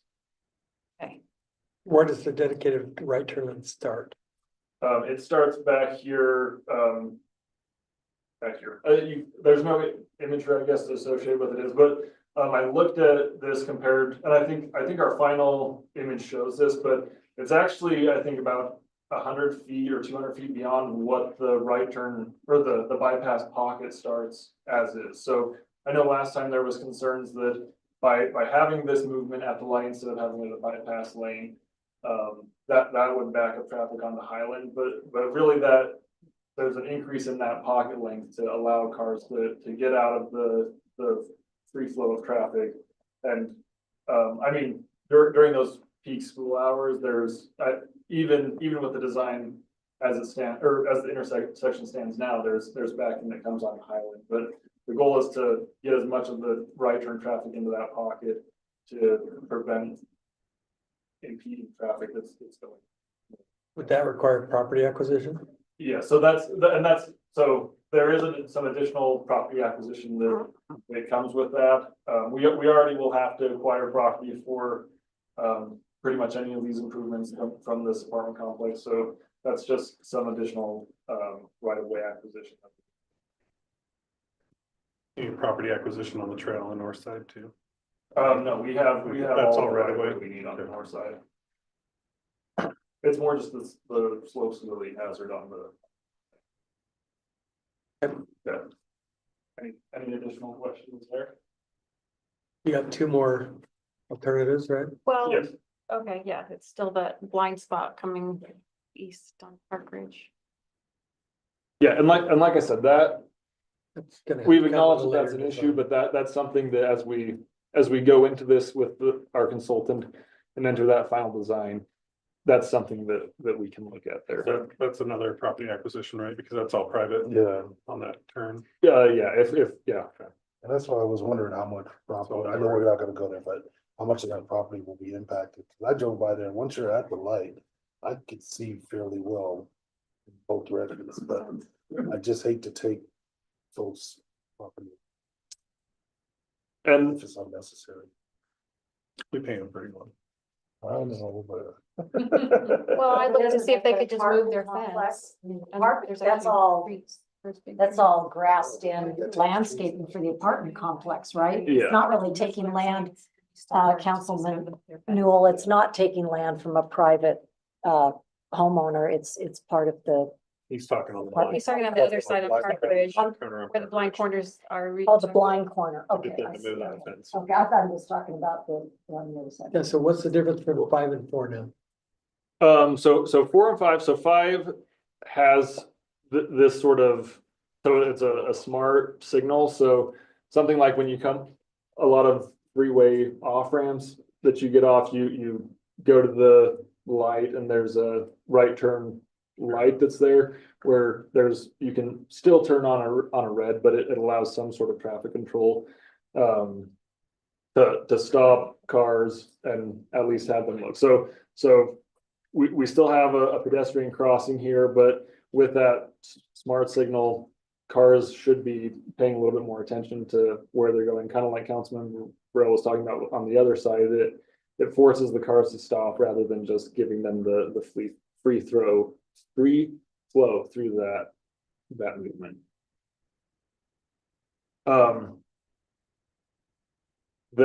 So this alternative again introduces the issue with merging and offloading off of Bengal. So again, we're cut short on that weaving movement. Again, and I know this was kind of a talking point last time we talked about this, but both this one and the last one would relocate the bus stop across the intersection. I did a little bit of research on this.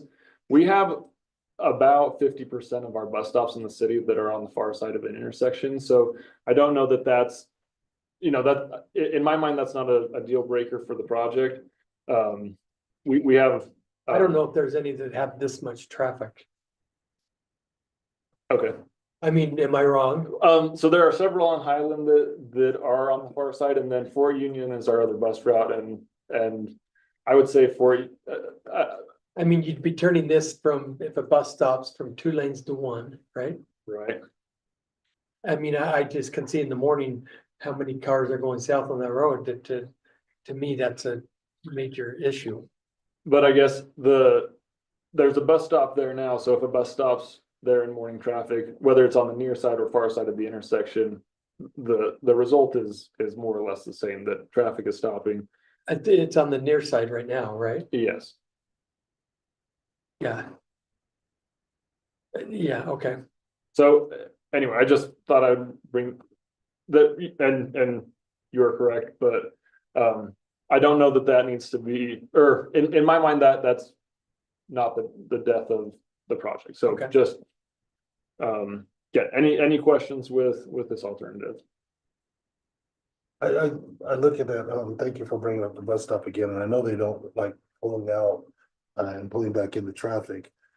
But I get concerned about any backup into that intersection. Folks will be pushing it in the morning. Yeah, we'll start to see some of that, but with that turn lane there, that might mitigate some of that, but the people turning to go south, that could be an issue. Because the cars in the morning, and it's not all day, every day, but when those times when the traffic is high, I could see that happening on buses there. Traffic backing up into that intersection. Well, cars are not by law allowed to enter an intersection and come to Yeah, a stop. we're talking, you're getting. I had it versus now. now. Yeah. Do we know what the headways are on the bus? Isn't it every 20 minutes? I was gonna say Highland, 15 or 20. 15 or 20 at the most. Pretty busy route. Yeah, it's easy. Yeah, there's another bus stop a little ways up, closer to Starbucks and. Stopping traffic. Well, I wish it was a problem with having too many people getting on and off buses in Cottonwood Heights. Our ridership was poor.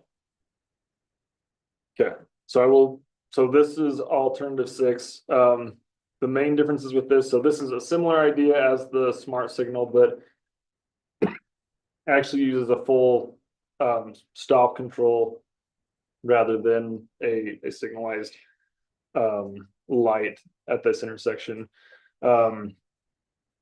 Another kind of thing to note about this design is this is a very traffic calming oriented design. So we have the traffic calming medians and landscaping that is included in this design. I'm not sure what changed from, say it one more time, what changed from 5 to 6? So the addition of the It's here. medians, It adds an actual stop sign, so if you're turning right to go to Brighton High School, if you're coming northbound going to Brighton High School, you have to come to a stop. It adds a stop sign. right here. where the previous one was a smart signal. That, So the previous one, when people are going northbound, southbound on Island would be green for people to make that, yeah, where this would be where a this stop is sign all the time. a stop sign all the time. And then this adds the traffic calming medians up Bengal as well. So you can see that on the far right So side 5 there. doesn't, So these are the traffic calming Yeah, here and then here. yeah, which none of the other alternatives up to this point included traffic calming specifically. So that this kind of just adds that as an option. okay, so could we add traffic calming medians and a smart signal instead of an active stop? Stop sign? So that's so Combination of 5, 6? 5/6. yeah, and that's There's not enough room to have all those cars on that right, that are turning right, going up to Brighton. That will back up dramatically. Do The all stop of them, do all of them extend the turn pocket? the The alternatives, these three alternatives. I don't think these extended as far as the one where we just come to the intersection. Six. Yeah, we're missing 6 in the packet. Yeah. Well, one good thing, I think I'm understanding this, Ben, where you've written here, one potential conflict for bicyclists at the right turn entrance for northbound bicyclists.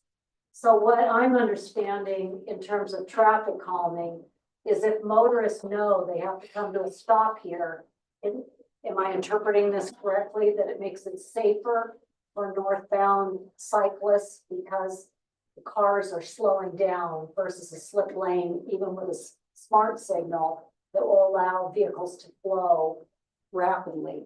Am I understanding that? So I guess what I was looking at is if you have a bike that's going straight north, you're correct in that those, they should be slowing down for that, but I was actually saying the opposite, that if you have a bike that's going straight, or a bicycle that's going straight, and then a car that is trying to come off onto this right turn lane, that they may not see that bicyclist, where the full stop at the intersection mitigates that by having the bicyclists that are going northbound, they can be in the lane or off to the side of the lane where that shouldn't be a conflict at that point. So alternative 6 is safer for cyclists northbound than alternative 5 in your professional opinion? I am saying that the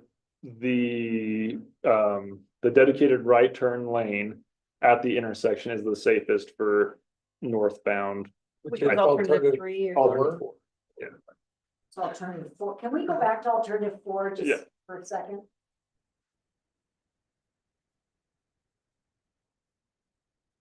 Okay, so for a I don't know if This it's keeps- crazy this enough keeps to the use bike lane Highland between Drive three as their lane and the right. north-south if Yeah. they're commuting regionally, but if someone is cycling regionally and they're trying to go north, where can you help me to see with a cursor or something, So where the actual bicycle lane is here? and we don't show it on this movement, but it would be between the right turn lane and the through lane. So a bicyclist would come along here between the right turn lane and the through lane, and then continue through the intersection. So at some point, they still have to cross traffic. Right, and so it's more just, are you? Anyway, in I guess, when I was looking at this, making a veering right turn movement versus a going off on an off ramp right turn movement, anyway, I was trying to highlight the differences between them. Yeah, there's probably some debate about, But you put the bike lane in between the through lane and the right lane, and there, people go, oh, shoot, I need to be over in the right lane. I mean, the right lane turns are the biggest hazard to bicyclists, no matter what. Because you have a lot of traffic there in the mornings. I drive that all the time. And I'll state again what I said last time, I do not want to make it so hard to get through that intersection that you actually annoy drivers. And I know they shouldn't, I know they should slow down, but they'll get annoyed and they'll get aggressive if we don't. Do we have a lot of design this right. bicyclists coming up Highland Drive? Up that hill? Gonna be a hard street to Yeah, ride a believe bike. me, I never favored all this bicycle stuff on Highland Drive. Highland Drive is so dangerous and so awful aesthetically and in every way. The cars are noisy, they're moving fast, they're high volume. Can I ask you a question, Ben? So pedestrians coming from Park Ridge in 4, 5, and 6, can you tell me how they're That's what I expected really would want to focus on. to the cross Students coming. Highland and then where they get to go up Bengal? so, so in this alternative 4, basically they are just crossing Highland. Okay, And then there's this trail portion that comes up here. And there's the, and this. Basically, this is just a pedestrian trail that comes up and meets with the existing sidewalk. okay, Alternative 5, they cross Highland, and then there's a crosswalk here at the smart signal. Okay, so just let me think about this as a pedestrian. You're going less out of your way on alternative 5 to cross or to get up to Bengal than on alternative 4, because alternative 4, you have to go down south and then up on the trail. So a reason it goes south, go back to 4 real quick. Is there a reason you have to walk south to go up, or can you continue the trail up to the sidewalk? So I think what, and I'm not sure why it just goes out. So with the one that was selected for the 30% design, we have a bike lane or a bike trail that comes here, and so the pedestrian comes down and meets up with that bike trail, but there's no, I guess, I don't think there's anything prohibiting us from. You can force just 6 putting foot it- sidewalk that way too. Yeah. Take the most direct route. Make a cattle trail. Yeah. That's what I'm saying, if you have people coming from the south too, they would want to be closer, so I thought maybe you split the difference, but if you just did both. And that's something we can look at in the final design. Alternative 6 doesn't show an explicit crosswalk, but I guess my assumption would be that it would be close up to the stop sign. 5 and 6, you're leaving that conflict zone right there. Yeah, That we currently have. yeah, but the nice thing about 5 and 6 is that at least traffic is not You have to stop. free flowing through there. Oh, this is so complex. I'm so glad you brought this to us. So I'm a student. I'm going from Park Ridge up to Bengal in the morning. That's great. Cars are gonna be looking left to determine if they are safe to turn right. I'm a student going from Brighton back to Park Ridge, and cars are looking left to see if it's safe to turn right. And so there's an exposure right there of the students that are walking home from school. So what, just to keep everybody, from what I'm understanding, Councilmember Highland is saying, how are we reducing the danger for a pedestrian on their way home from Brighton High School this way, or on their way to Brighton High School this way, from being struck by a right? So there's likely a right turn from here, because they're taking the slip lane. They're not So I gonna stay think they're across. safely there. That's not where the steps are. You're saying. they'd all be on the south side of the road. Yeah. I want Ben's long. You want the long point? Yeah. Come on, Ross. Another $1. So I'm gonna be on the Brighton side. I'm not gonna be over here. On the Brighton. You're always gonna be on the south side. So a car right here is looking left to see if they can go right. So they're gonna see that pedestrian coming this way in the morning. In the afternoon, they come from Brighton and they're going this way. So they get to this point to go cross, and these cars are typically looking left. They're not looking to see the students. So how do we protect the students going to and from school there? You can move the stop line back a little further and from the crosswalk and then you'd have to stop. Can you? In theory, It's, Okay, can talk. I'm very attracted to the fact that we're beautifying and adding medians and calming, and so. That's a good point. Touche. Very good. I'm just, So there are some traffic signal and, or, you know, crossing signs and things like that, that again can be evaluated as we go into the final. You know, if we decide to go into the final design, then, you know, these are things that will definitely be looked at. flashing crossing light. Push your buttons and then where's the- seems to be really helpful everywhere we've That'll done. work on it out. So this is, again, what we were presented last time. So this, let me just point out how this fixes the intersection. So again, we moved this crossing from here over to this side of the layer to try to avoid pedestrian conflicts for, again, the folks that are looking left to get up to speed there. We fixed this right turn pocket onto the layer. We moved this, we put in the trail so that it is not going to be a slope stability issue or minimize slope stability issues. We've put in these double left turn lanes. Again, we're looking at options for increased safety for the right turn. That would take place during the final design. The option that had been selected for the 30% design was to have all traffic come to the intersection and have just this one kind of conflict point at the intersection rather than trying to have something off the side. And then having the bike lane and trail that comes up along where the bypass lane is now and merges onto Bengal. Fixes the weeding issue that currently is taking place going into the apartment complex.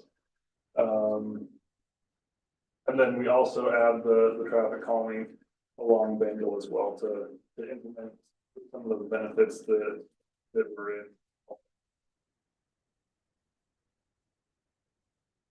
The thing I don't like about this one is that then pedestrians have to go south to then go east. This doesn't We work. consider, I think I don't see there being an issue with us looking at alternatives that, or, you know, as we go into the final design, doing something that makes sense for pedestrians. Well, I particularly think that Councilmember Highland has a really good point because there's an elevation gain. And anybody who walks is not gonna walk downhill to walk back up a hill. So the more that we can make this, think about the topography as well, they're gonna wanna walk directly and they're not gonna walk downhill to go up another slope. Can't you also put a no right turn arrow where, yes. on the north side of the intersection when students are going particularly in the morning? yeah, you Or can. something that could trigger the no right turn across a crossing signal? Yeah, tell me, Oh, man, tell me. yes. I we know can- people ignore them, but it does make them look. Yeah, a right, you can make it a dedicated right and stop right turn movement on red. That's one of the options for the line of sight issue on the south, on the northwest corner. Is that right? Northwest corner. So This, It's out of the northwest too. right there. people turning right. No, over there. So, I mean, you do have the option. I mean, it does increase pedestrian safety. And that's one of the things we'll be looking at is the timing and the signals as well. But once again, Devil is really, we got to be careful about diving too far into the weeds on this.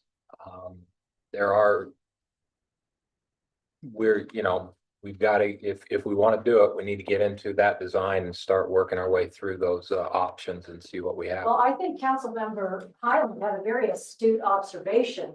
And I think that Brighton High School could reinforce this through whatever admonishments and education.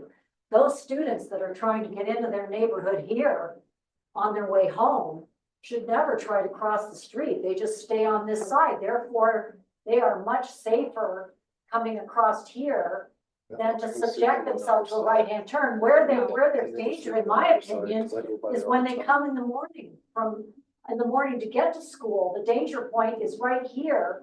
Because those turning right are they're nervously looking and they can't see the cars coming. And they're nervously edging their way and they're gonna floor it and turn right when they can.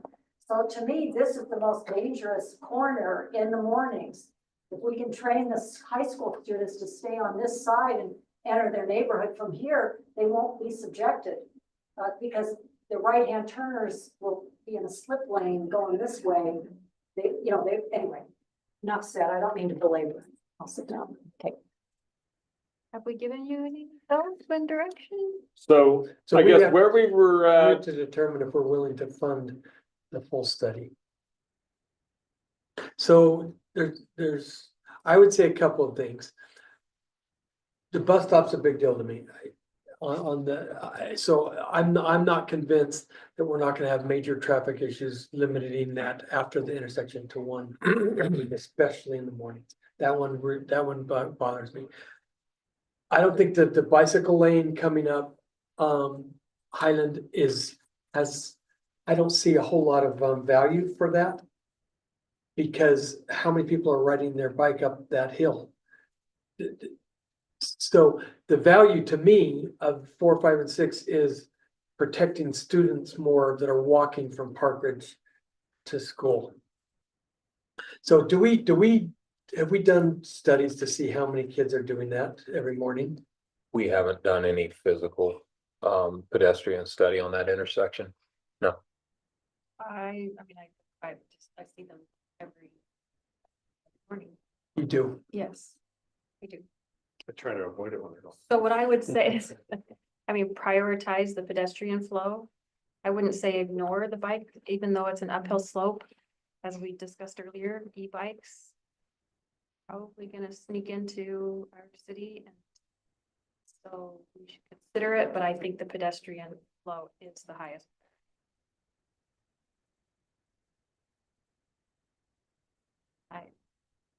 Where does the trail on the north go? It's just a thing.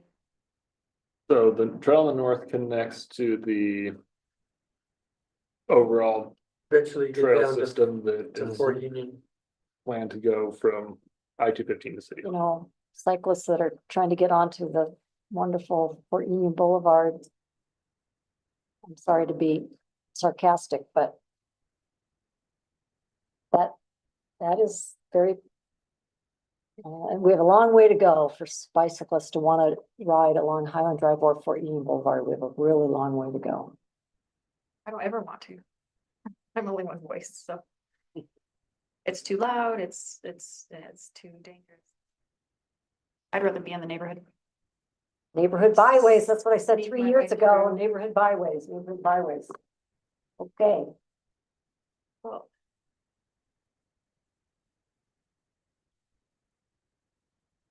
So remind me of the costs.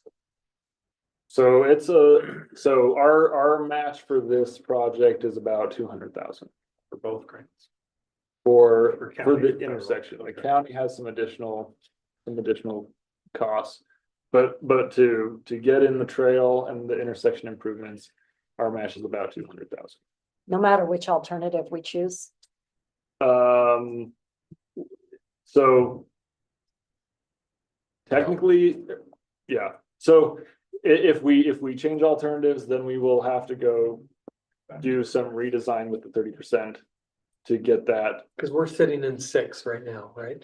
We're sitting on, it's a combination of 4 and 6. Oh, okay.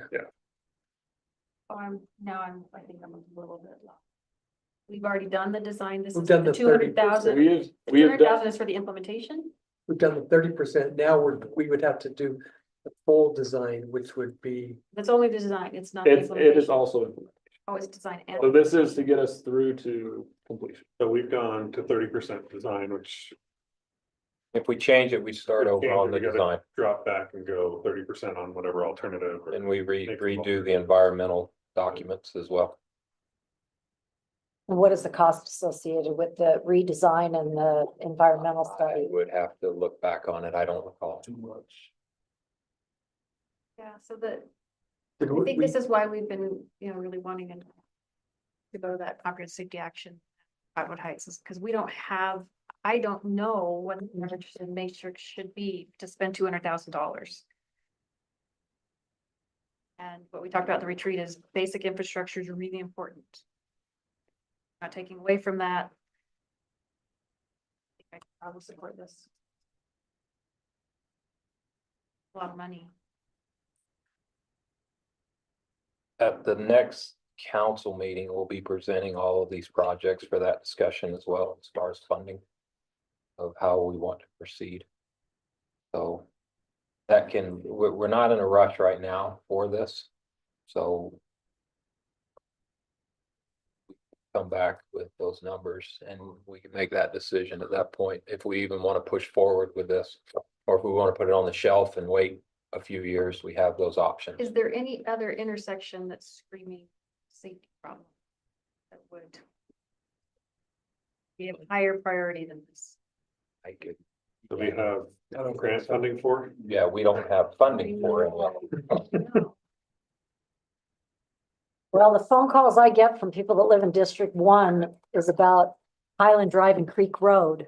Cars go flying through there, running red lights. I don't know if any citations, Chief Russo just walked out of the room. I don't know if we ever write any citations for running of red lights and speeding through that intersection. People who are, I know I'm not your constituent, they call me because they're so concerned they've had a near miss. I advocate for putting cameras at our intersections and understanding what level of near misses HB are going on. 565, actually, I hope that passes. It's a pilot program for cameras and red lights. Right, because there's a difference between writing citations from those camera to actions and. I think there's some easy ways to fix creek and high. So Matt, I don't know if there's enough direction to give you yet. So let's have the council. I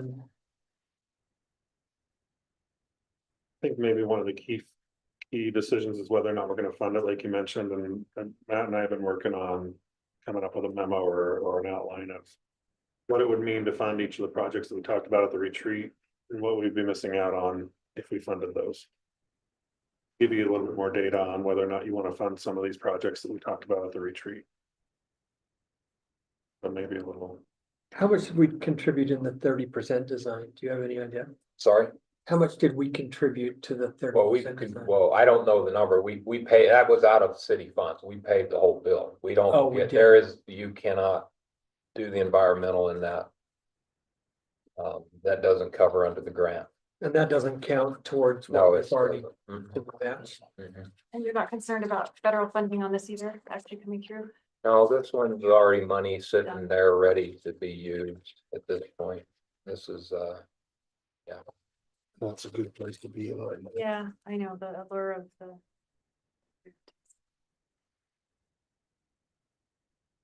Okay, Yeah, so let's go ahead and do that. bring it back. Yeah.